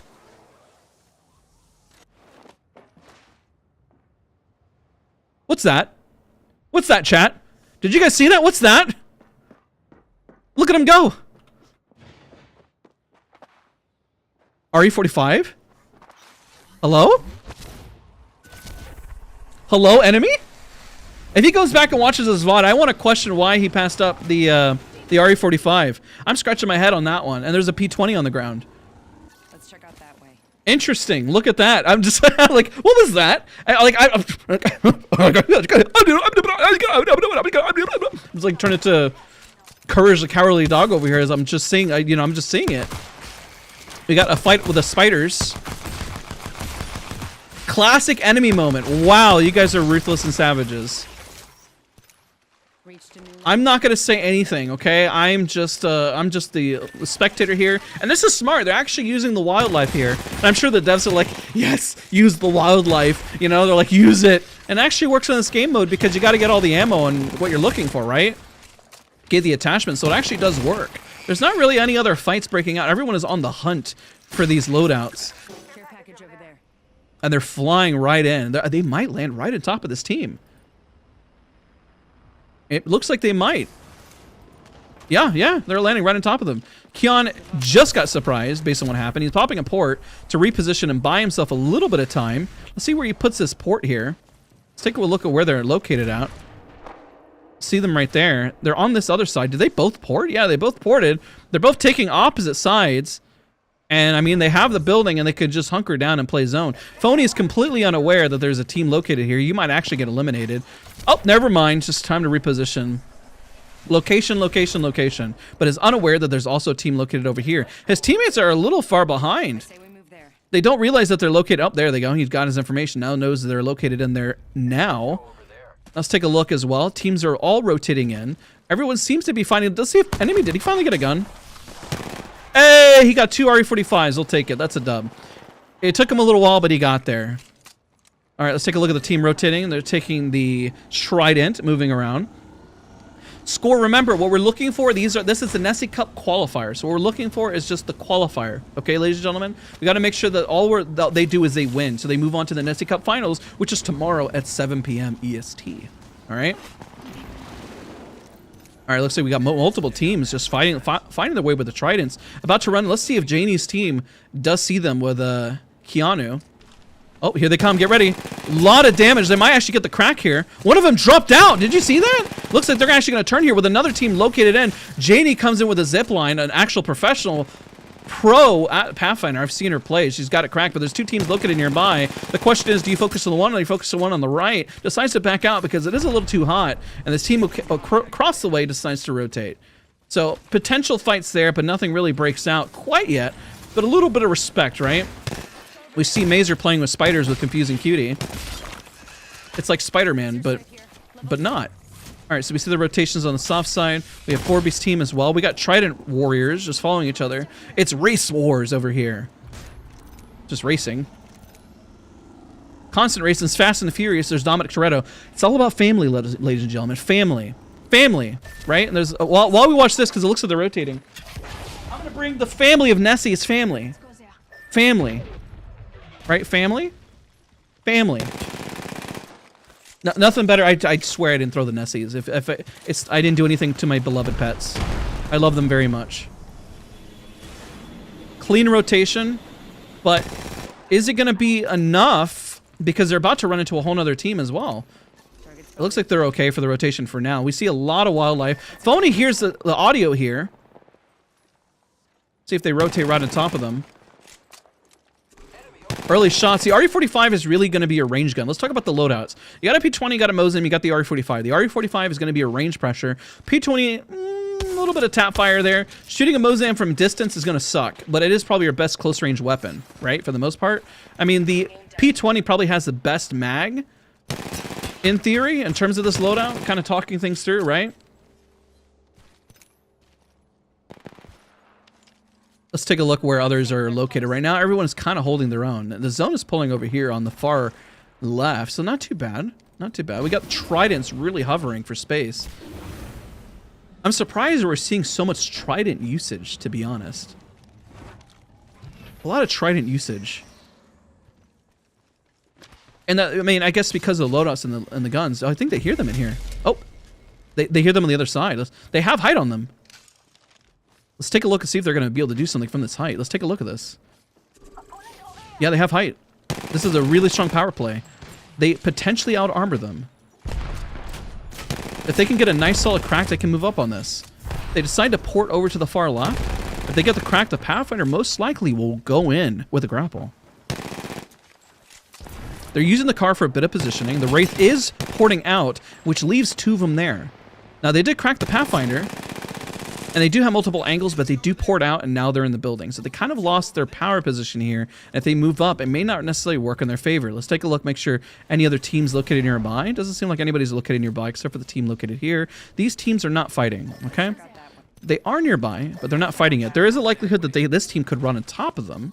There is that possibility, but I don't really know quite yet.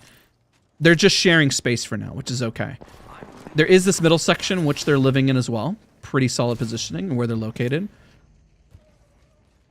And it looks like everyone has found a little bit of spacing. This team unfortunately lost their opportunity to fight the other team because of, the rotation. If they cracked the Pathfinder, they could have pushed in and really made a play, but they didn't want to get overly greedy, right? That's kind of part of the problem. Now, as the zone closes, the teams on the right, this open space you don't want to be in. A lot of the players are playing it safe because they don't want to be in the open spot. Let's look at this. And the reason why you don't want to be in this open spot right here is because it's got no cover, right? And a lot of players are aware of this. So if you're ever playing the game and you find yourself in this rotation, you don't want to be on that side whatsoever. Let's take a look at the next zone. Oh, they're fighting in here. Let's take a look. Zach's team with Confusing Cutie. Looks like they have their angles, but they're just kind of poking. There is another team located nearby as well. There's 3 teams here. 3. A lot of respect happening here because they're here, and the other team is on top now. The team above probably is not going to drop on them. That's going to be a high risk. Not something you want to do. I find the RE45, and comment if you guys feel this way, and type in chat. How do you feel about the RE45? I would feel more comfortable using a Mozambique than the RE45. I'm just not very good with it. I'm going to be very blunt. Oh, there's some potential opening damage. That was a nice crack. They do have a nice head glitch here, using half their body, getting it covered. Now the team above does hear it, but they're holding there. So they're a bit stuck here. But it doesn't seem like they're pushing quite yet. Seems to be one of the biggest fights that's occurring. Let's take a look over here. They're all right on top of each other, but they're just sharing space right now, which is okay. They're trying to find their way in, and they're trying to find that angle. And there was also this other fight that's breaking out as well. Do have knocks on the other side. They got 2 knocks, and they're going to push and finalize this kill right here. Let's take a look. Because they got 2 knocks. That's pretty solid. So that was happening along with the other fights. So as the zone closes, we're going to have this cluster because there's still 19 squads remaining, and it is pretty sweaty. So he goes in, he's chasing, but there is that fight that's located down below, and decides to let him go. So there is this individual, and this is Fade. Fade is kind of stuck in the middle right here between multiple teams, and everyone is kind of picking on one another. Noko they don't know that the team on the right is a solo quite yet. If they do, they can definitely take the team, their space on the height right here. So essentially just buying some time. And same thing with 4B as they're moving in. They're moving in from the low ground, like we mentioned. The low ground is really difficult to work their way in. Put the port here and reposition. And they got a little bit of time, but this team is definitely going to see that and get involved, unless they have to deal with the dogs. Everyone's saying the RE45. I just probably got to practice more with the RE45 then. I mean, it is strong with hammers. I think it's slept on. You guys are definitely right on that regard. I definitely sleep on it. I could definitely put a lot more, you know? Let's take a look. All right, so what we're trying to guess, this team is going to push this team up. Fade is still solo with the duo that is nearby. Does get the banners, but is going to run into the team south of him right there. Like, they're moving up. I'm surprised they don't see him yet. Or they will. They will see him in just a second. Or they won't see him. That's actually crazy. They actually managed to move past. So Fade is literally fighting for his life as everyone's moving in. We do have teams that are moving in. I'm going to hold for a second. Let's see what Fade does. Because he should... I don't know how he's going to survive this, to be honest. Okay, he backs up. Let's take a look at the other team. As they're moving in, they're probably going to land right on top of each other here. My gosh, everyone is literally right on top of each other, trying to get some finishes. Good finisher there. They have their space. Let's take a look as well on the edge here. We the People's moving up with generic Ed Boy. Highest sense in the world moving up. And this, I'm going to be real, guys, this is going to get really intense with just everyone. What we're going to see here, this left section, everyone is just going to we're all just right on top of each other. And the teams that are already there are going to benefit, but everyone is just going to sandwich here as they move in. Because there's still 19 squads. Everyone is taking this really seriously. And sharing a whole lot of space. The Ravens team is pretty much in the clear up here. They should be okay. And I see a run-in right here on the left. Or are they just going to pass each other by? They might run into each other. Ready? This might be the next fight that breaks out. And maybe Ravens team comes back. Good shots with the Mozam right there. There it is. Might be able to push on this if they can blast through these fences. If they can get that knock, then they might be able to do something. But look, Ravens team is looking. They hear it. Like we mentioned, they hear the action. Remember how I said this side of the map is just going to get really clustered? You know? It's going to get crazy. They do have space. The other team, I mean, they're stuck there. And the zone is just going to bully them out. I think that's it for them, to be honest. Even if they go the other side, that's kind of it. Let's take a look at the fight that's happening on the north side up here. I'm going to assume that team on the south, by the way, it's just kind of donezo. Nice shots right there from Zach. Really putting to work with the R45, showcasing that it is a good gun. They clean them out, and they're securing space. The next zone is going to be a cluster. Actually, they did survive. Look at Noko. He's literally working their way in, and they're all going to get sandwiched over here. And there's multiple teams all fighting. There's a team on height. There's a team down below. I just want you to understand where they're at. So there's a team below. There's a team on height. There's a team located here. Boom. And they're all just clustered. And this cluster right here, as they move in, as you see the spacing, right? There's a knock. Let's see if he's able to get this.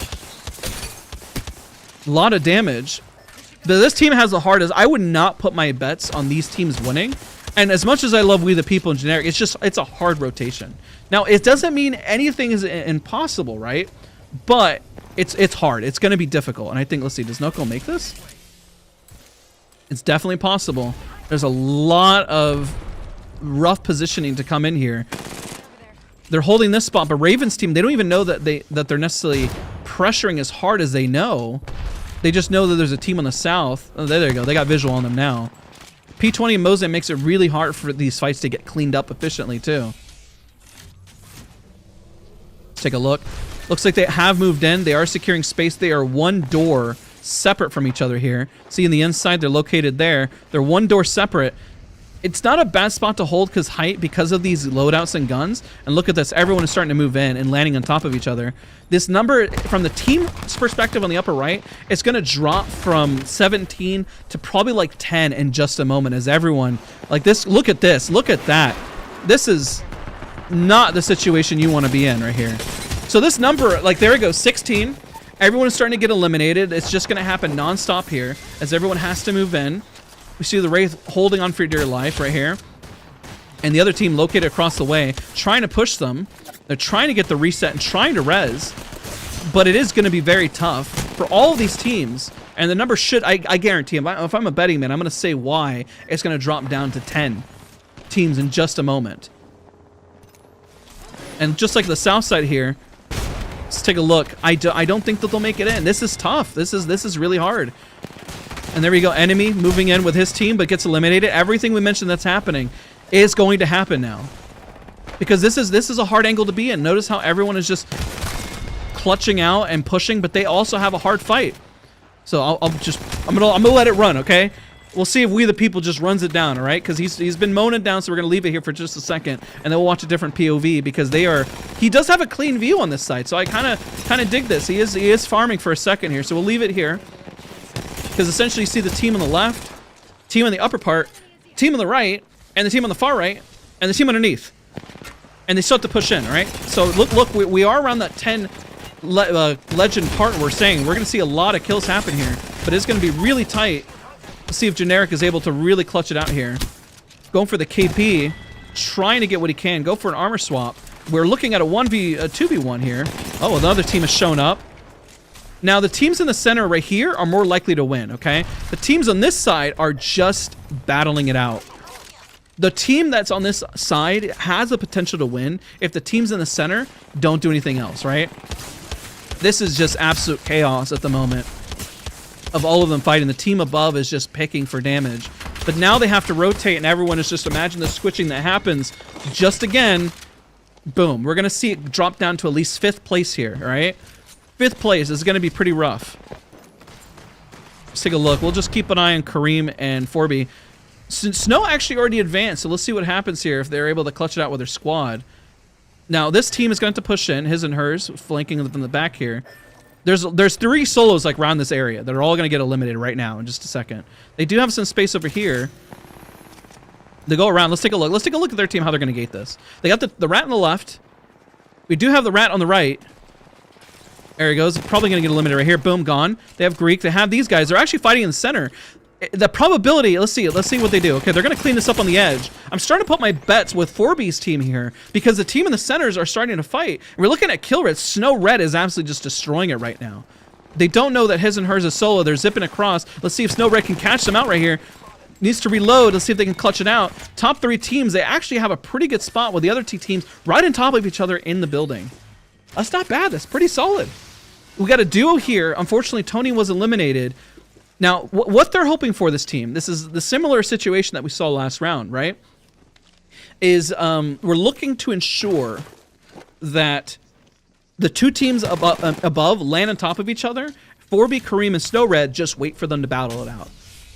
All right, they have the wall here, so they're hoping that these two teams, if they can put enough fences and they put the gen here, as long as the other teams don't ape them, they should win. They should. They have a power play. It doesn't mean it's impossible for the other teams. It just means they have an uphill battle. All right, it's going to be a little tough. That's what we're waiting for. And the team underneath is a duo.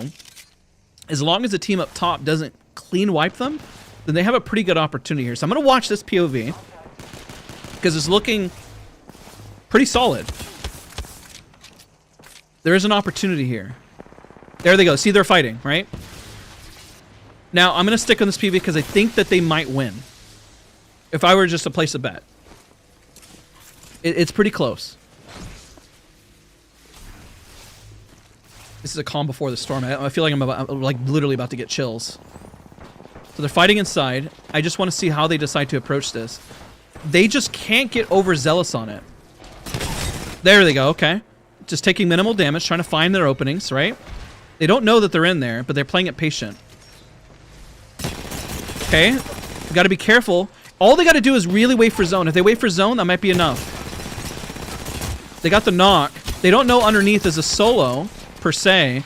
4B's really coming out strong here. Come on. Let's see if they can get it. He might be a little too aggressive here. This is a really aggressive play. Can you get the armor swap? This is looking really good for their team, like we mentioned.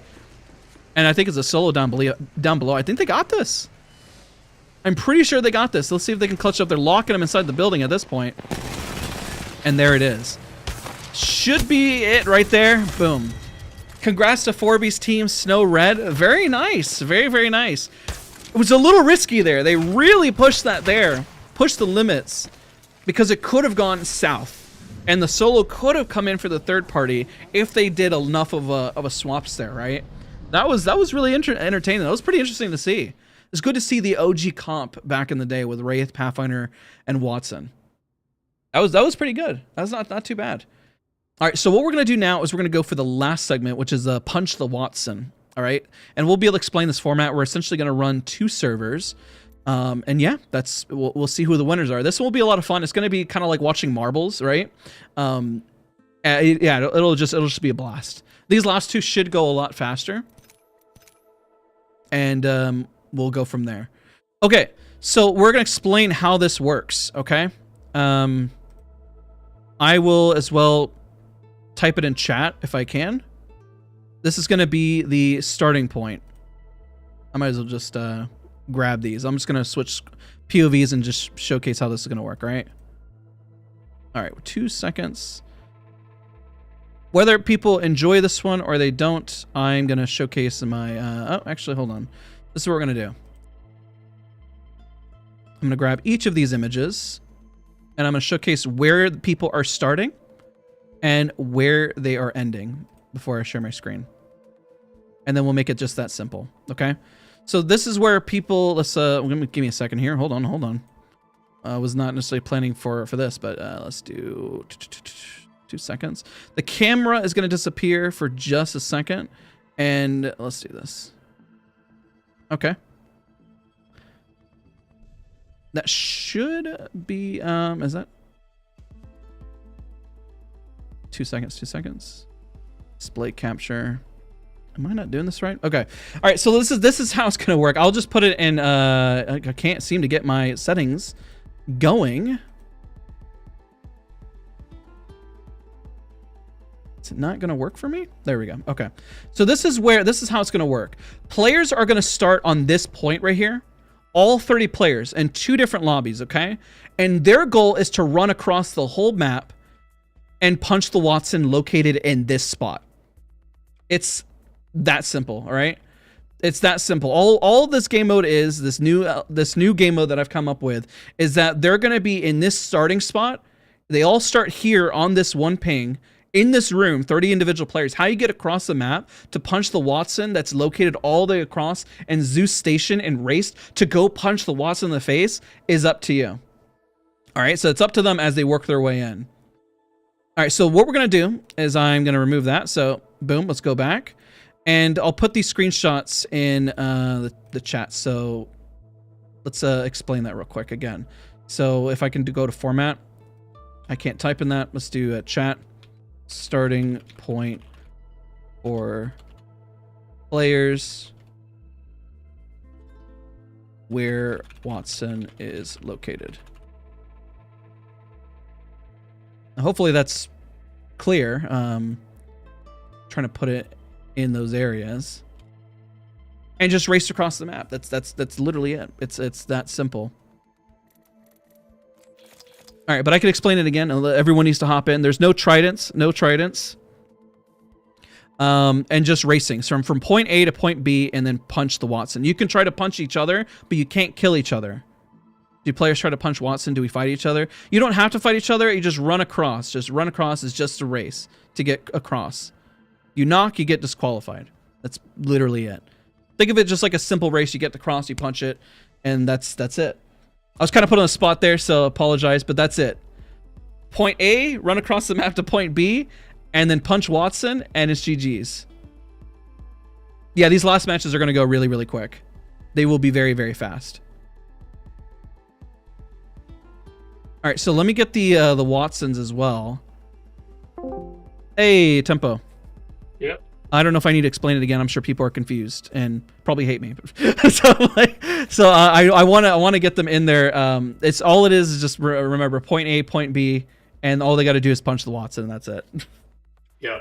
The only thing is, yeah. So the players themselves can't pick Watson, so that it doesn't get confusing. Yes. No trident and no guns.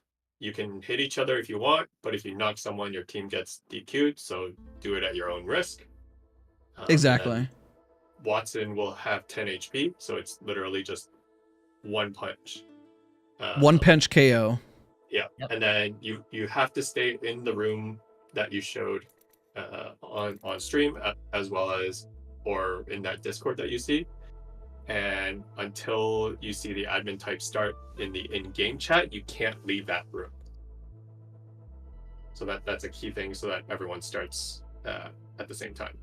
Yep. So have we divided the servers Yep. and everything? Lobbies Okay. are both divided, so I think what's gonna happen is, are your mods?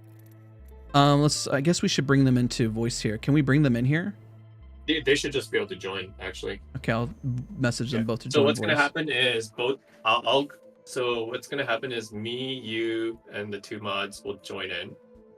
Yep. They'll put each other to 10 HP, and then one will jump off the map, and then I'll type start. And then whoever jumped off the map will go with me to the second lobby. So we'll run them kind of simultaneously. Yep. And then we'll do the exact same thing over there. Exactly. So that second one just won't be casted, I guess, is the only difference. Are they going at the same? So they're going at the same time, or are we doing Yeah. one after another? I mean, Same they're time. probably short enough to do one after the other, right? I think we do one after the other. One after the other? You don't Yeah. think that'll take too long? Okay. It's a solid- All right, we'll just get everyone into lobby 2 at least then. Okay. So that we can make it Yeah, quick. people are joining up in my lobby Yeah. right now. Okay. And then, yeah. I hope everyone understands. It seems like it. As long as they're all in that room and then start and then just run Yeah. across, it's just like we'll let them know once they're able to Yeah. run. So I guess, Chrono, just double check to make sure that the people in your lobby are supposed to Yep. be in your lobby. And then I will also double check on my side of Prizzy. Also, don't want to take too much time. So if people vote against it and they want to run it simultaneously, we are going to need somebody to help get a Watson. The three of us, the 5 of us should be good to go. Okay. Yeah. All right. So who is in my server for this? Adjuvant to Janie. So that first block. So teams. Okay, 1 got to it. 10. Got it. Okay. Yeah. Perfect. All right. Lobby 1 code, yeah? Are we in lobby 1 or lobby 2? Lobby 1. Yeah. Okay, cool. Okay. So I guess join. Like, you guys have to be in opposite teams to kind of set up. Yeah. Wait. Oh yeah, because you can't punch each other to 10 Yeah. HP if you're. Yeah, exactly. I completely forgot about that. That would actually be crazy. This chat is saying one fuse cluster Hail Mary for the win. That would actually be insane. I mean, she's inside, Well, no, so. wait, fuse cluster? No, because You have to you have to punch, punch. You have to punch the Oh Watson. yeah, true. Yeah, you have to punch Yeah. it. Yeah. The hit on the Watson has to be a punch. Yep. Let's see. And that team, whoever from their team, it's just a race. All it is, just think of it going from point A to point B, but the punch is just the race. Very, very easy. It's just a race. So instead of confusing it and thinking, oh, okay, we're what are we supposed to do? It's just punch, or just go from Race, objective, and then- run across, and then punch to win. That's it. That's it. It's a race from the bottom of the map to the top of the map, and the first one to punch Watson wins. Pretty straightforward. Yeah. All right. So are we missing from team 2, 7, and 8?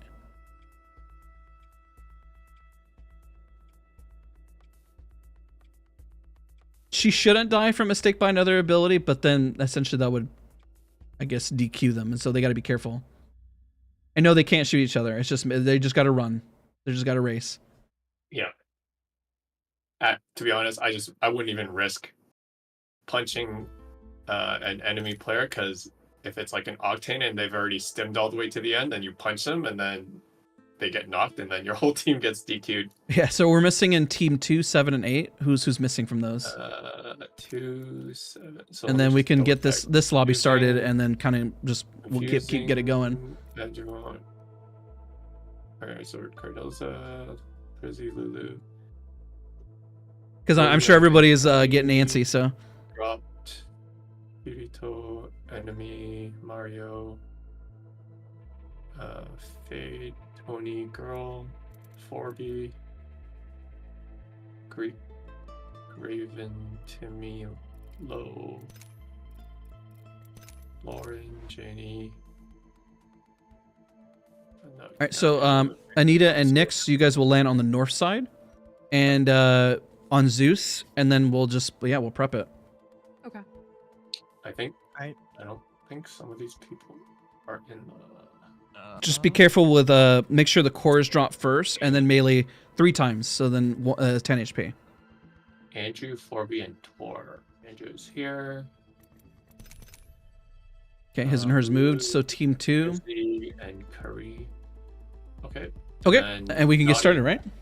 Yeah, Naughty, Nikki, and Guhrl are on lobby 2, right?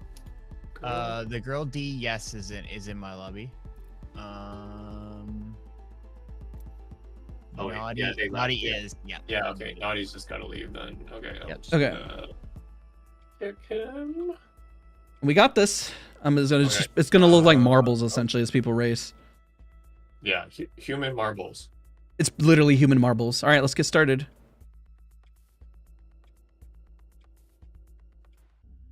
The last part of today. Believe it or not, despite everything, I think we still have made good time. We should be going on just about 3, maybe 3:10ish. Yeah. And then we'll hop to the other one. It shouldn't take too long. I pretty much have everybody in my lobby. I already. guess Okay. it would be nice if Apex gave us a north to south ship. That would be nice. Yeah. All right. What wait, do we want a south to north? we want the Watsons to drop first, Yeah, to and set up then first. to set up first, and then them to be on Yeah. the other side. So we want a Zeus Well, station that's flyover. That's some interesting comps here. Will both games end before? Yes. But don't worry, guys. We're at this point. These are the faster part. This is the faster one. Valk, Aloba. Got a lot of people wanting to share Octane pads. All right. It's like Here's a good spot to touch down. it's a waste. All right. Away we go. So I'm going to put my camera on where people should start because Watson's know where to go. So if anybody's confused, and you can tell this to the streamers, all they need to do is 30 people are going to wait in this room. Now, how they race across when they go from this point where I'm at all the way to where the Watsons are, all the way in the north, that's all they got to do. All right? So this is the room that we're looking at. They're all going to fit here. Now, however you leave the building, whatever you do, that's pretty much it. This is the starting point right here. So don't melee or don't, remember, killing is just qualifying. Don't kill each other. You can't kill each other. And you got to punch the Watts in the end. It's a race. It's marbles. And just, yeah, that's pretty much it. All right. Oh my gosh. Look how many people are flying in. All right. So this is a setup. Let's take a look. Let's grab this will the... be a perfect time to do a nice little screenshot of all the people in one building. Too. Oh my gosh. Yeah, true. One for the scrapbook. All right. There they go. All right, I think everyone got it. I think it's pretty straightforward. Now all we got to do is just make sure the Wattses are ready. Look at them already meleeing each other. Can you type in chat, make sure they remind not to kill each other? Because if they kill each other, they get disqualified. Let's see here. All right, let's get player tags. All right. Looking at all these guys as they move in. Get to see who's in the lead and who's not. Ah, there we go. All right. So Watsons, how are you guys doing? Ready. Okay, let's take a look. All right, the Watson is 1 HP. All right. I mean, honestly, whenever tempo, whenever you want to let him go, let him go.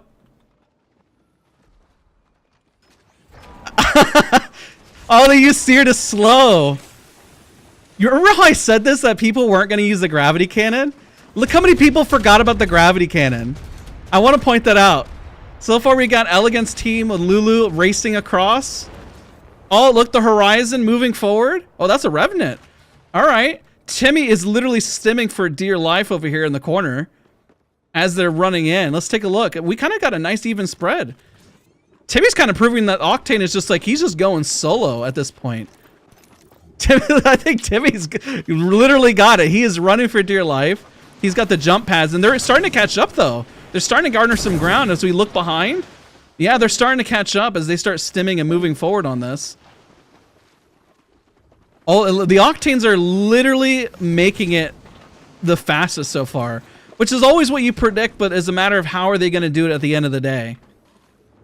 I didn't expect the Octanes to stim as well as they're going. Look at that. Wait, there are people on the other side of the map who decided to take different routes, but Timmy's got pretty much the best route. He knows his movement. He knows his positioning. Look at that as they're moving in for the next part. But can Timmy be caught up to? Can he hit enough super glides? Does he have the best path? Are they able to cut him off? Looks like the teams on the right might not have gotten the right angle. All right, so they're moving in. Let's take a look from this angle up here. Man, Timmy's just so far ahead from everybody else. From all the legends that everyone chose. Timmy's going to be the first one to run in and smack the Watson right in the face. He's running in. You can see the HP from a distance. He's closing the gap at this point. He chose the best path. I even think that if he skipped the gravity cannon too, as he moved in. The second place is running right behind is Raven, proving that Octane is truly the fastest legend. But I'm a little surprised based on where they're at and where everyone went, and that some people flat out just skipped those other angles. Moving in, right in, sliding in. But can Raven catch up? And Timmy smacks it home, and there's the winning team right there. GG's. And now they're all going to obliterate each other. So Timmy's team, just for the winning squad there, we're going to hop into the other lobby, was Miss Lauren, Logis, and Timmy. So for the next team that comes in, I mean, Octane is really strong in terms of speed. We kind of knew that, but at the same time, not everyone did the same strat, and it became very clear who managed to put that forward. So tempo. Let's get into the next lobby. Let's keep moving, right? I don't know if you're here. Did I get moved? All right, so let's... They're in the other channel. Okay, I'm gonna go bother them now. I'll hop into the next one. Okay, that was fast. Let's go into the next one, yeah? Yeah, code number 2, and we're good to go. Okay, I'm hopping into the next one. I was really surprised from the results, to be honest. All right, now everyone kind of gets it. I'm gonna hop to the next one. I'll mute myself this time around. Sorry, I just started going. Lobby 2. Nix and Anita, you guys hop to that one? You guys see the code? I'm in. Okay, perfect. Let me move to Observer, and then we'll get started. Yeah, let me get in there real quick. The only thing with that other lobby is it's not gonna die. They all had to leave. Well, tell them that it's GG's and then it's over. Yeah, they can just all punch each other until the lobby closes, I guess. Well, tell them it's over. I don't know if you can let them know in chat, but GG's. Thank you for the participants and everything. Yeah, I'm ready. You guys ready? Let's do this. Storm Point Anon mode is off, right? Because we want to be able to see who punches. Yeah. And then tournament, I think it should still be on. I mean, it might not make a difference, but heat shields are the only thing that are disabled on tournament mode. So yeah, that's fine. Okay. Okay. Yeah, we're gonna go. Oh wait, you have to click start, Chrono. All right, I'll mute up. I'm gonna mute completely. Okay, we're getting started. So this is the next race, and same thing. That one room, race across, go as far as you can. Yeah, I'm kind of surprised. Based on the results, I mean, are we gonna see all the octanes and how they're gonna change it up with Pathfinder zips and everything? I mean, that was pretty crazy. Oh, it's on World's Edge. The dropship last time. It's this is on World's Edge. It's supposed to be wrong map. Yep. If we can, change it. We'll go. Yeah, it's on the wrong map. We'll change it. I'll end it when I can. Okay, thank you. Okay, we're on the wrong map, but they're gonna change it. Sorry about that. We're good, but trust me, we're gonna wrap up, and we're almost done, and then we're gonna be good to go. I want to thank you guys all so much, seriously, for joining me on this. This was an absolute blast. Had a lot of fun. We'll end this. We'll go back to Storm Point. They'll know where to go, because that was kind of the plan.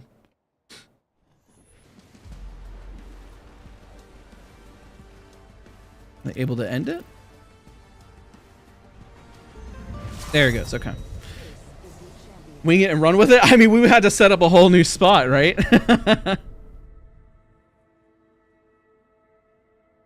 Okay. So we're going to get in. We're going to end up on Storm Point. We should start right away. And then GG's, yeah. You commentating for Saturday? Yes, I'll be commentating alongside with Raynday and Guhrl. Yeah. I just thank you guys so much for everything and everyone who participated. It's been a blast. All right, so yeah, they should change the maps here a second, and we'll get back in, and then GG's.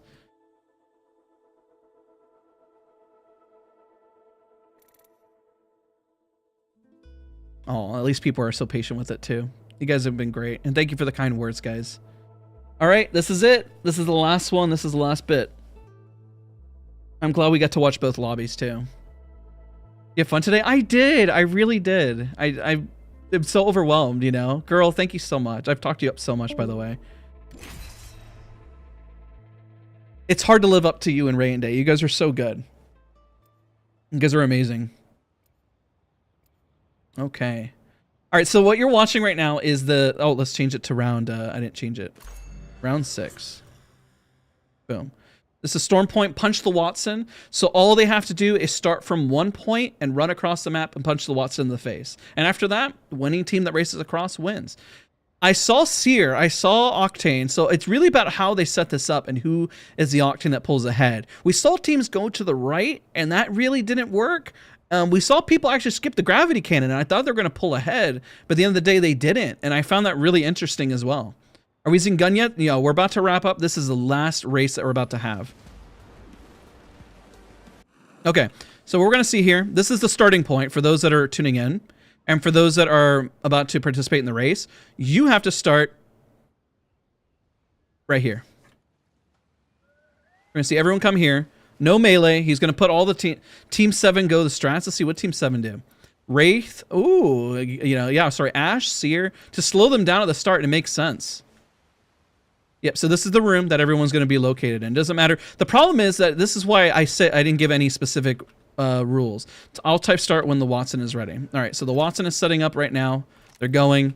And then when we see it start, that's when they all leave the room and they race across as fast as possible. All right? So all they got to do is get across and punch the Watson in the face and get over there. It's like, it's just human. It's Apex Legends marbles. All right? Apex Legends marbles is all they're doing. Now, how they get across and how they grapple and what they do. You know, there's teams without Octane. Even though we just saw the meta that Octane is extremely fast, I wonder if somebody can figure out something else that really works. All right, so let's bring up the... the tags and everything so you guys can see everything. Let's see here. Yep. All right. All right, stay in the room. Don't attack each other. Now, however way they're going to race it is up to them. And yeah, this will be interesting. All right, let's see if the Watsons are ready. Looks like they're good to go. All right, looks like they're good to go. Now we got to wait until they say start. Where are the stragglers? Oh, yeah. They didn't land on the right. Stay in the walls. Okay, yep. No roof. And look at them. Look at them trying to get sneaky with the strats. Trying to get everyone inside. Oh, they popped the Seer Q early. Look at that. You're not going to have it now once they start. Oh, look at them punching out the door, too. Getting the strats early. Oh, my gosh. Okay. All right, ready? Once they see start. 3, 2, oh. They're not moving! There they go. There is zone, so they're going to have to take a little bit of zone damage, but they'll be fine. Nikki's already gotten the lead. You know what's different? So Timmy went the other way the last time and then really got across. This time, I think he did. I think he went that way. So far, we got a whole new strat here. I think they're kind of aware that the Octanes, if they can... Oh my god, like that Octane just pulled right ahead in front of him. There's a jump pad. Noko is really taking this serious, but he's also got another contender right next to him. We got We The People now in the lead, really pushing far ahead. The teams are also trying to zip on the right side, but the question is it going to be enough? This is a little closer. Oh my god, and the Valkyrie Tactical, is that going to hit them to slow them down a little bit? The Seer Q, oh my gosh, that just slows them down, and it helps Noko pretty much get right further up in the lead. Well, actually, no, this is We The People. Where's Noko? Where did he go? They're falling right behind this phony. Oh, there's a zip line, but is the zip line going to be enough to catch up? Let's take a look. As they fly through the air, We The People is really taking the lead. This is a little closer than Timmy. And look at that as they try to zip right in front. Can they, let's see the mantle jump. Did the mantle jump? No mantle jump. Zip lines up front a little bit. Has that MNK movement moving right in front. The teams on who chose the right path, unfortunately, is just not enough. And Keon is pulling ahead. Did he hit a super glide? And then Noko's pulling ahead because he did a super zipline jump. And now they're all moving right next to it. And boom, right all three on top of each other. We The People, Phony, and Noko are right on top of each other, racing across to Stim. Now it's a matter of who is going to hit the zip. He hits the zip to move just a little bit further ahead. That zip line pushes them up. Keon is racing far ahead. The question is, how much movement can they have, and how do they have their stims? All the Octanes are just running for their dear life, pushing far ahead as much as possible. But Keon, and then look at this, another jump pad coming in. Does Keon have a jump pad? That's going to be the real question. And they're so close next to each other right here. Phony, Keon, the question is who's going to get the punch, and they're all going to share the same jump pad, and boom, all of them are going, and Keon is pulling ahead. I thought this was Noko's game. I thought that he was going to get it. That's crazy. And another jump pad in the back. Who's going to pull ahead? He might actually sliding up in front. Who is this guy? Zach coming in. This is not a Mazer moment. This is his moment. And let's see who the heck just got that. I think that was Mazer, if I'm not mistaken, right? I think that was, yeah. Let's see. I think whoever was in this, who's going to get it? I think that was Mazer. I think he came in and got it. Let's take a look. That's not it. Was that Mazer? That was Yeah. Zach. He came in like flying. He went flying. That was Got crazy. punched right after. What a Mazer moment. Yep. He clutched it out. Everyone knows infamously what a Mazer moment is. Holy, what a play. Congrats to his team for moving forward. All right, I'll be sure to kind of wrap things up here. The second, like, it was literally like a few milliseconds after he got nixed. Yeah. Then he got hit himself. Yeah, I saw him get knocked, and I was like, okay, who got the punch at the end there? That was crazy. That was insane. That was a lot of fun to see. That was insane. That one was way closer. I thought Noko was gonna get that. I really did. He was so far ahead at one point.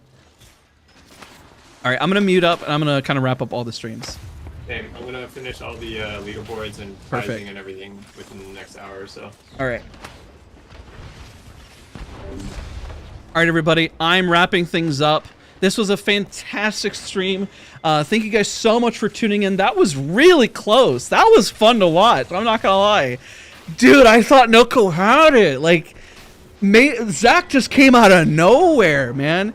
He came out of nowhere. It's gonna, like, okay, I'm wrapping things up. If you want to see the VOD, it'll be on my YouTube channel. You can check it out here and play Apex and Nessie Cup. Finals are going to be Saturday at 7 p.m. EST. Thank you so much for allowing me respawn just for a few moments on your channel for streaming this event. Thank you so much for all the participants and everyone for being a part. Shout out to all the team behind making this possible, minus Tempo, for everyone being flexible, for the patience, and just being here with me today. Thank you. I have butterflies in my stomach. I'm not a crier. I got butterflies in my stomach, and thank you so much.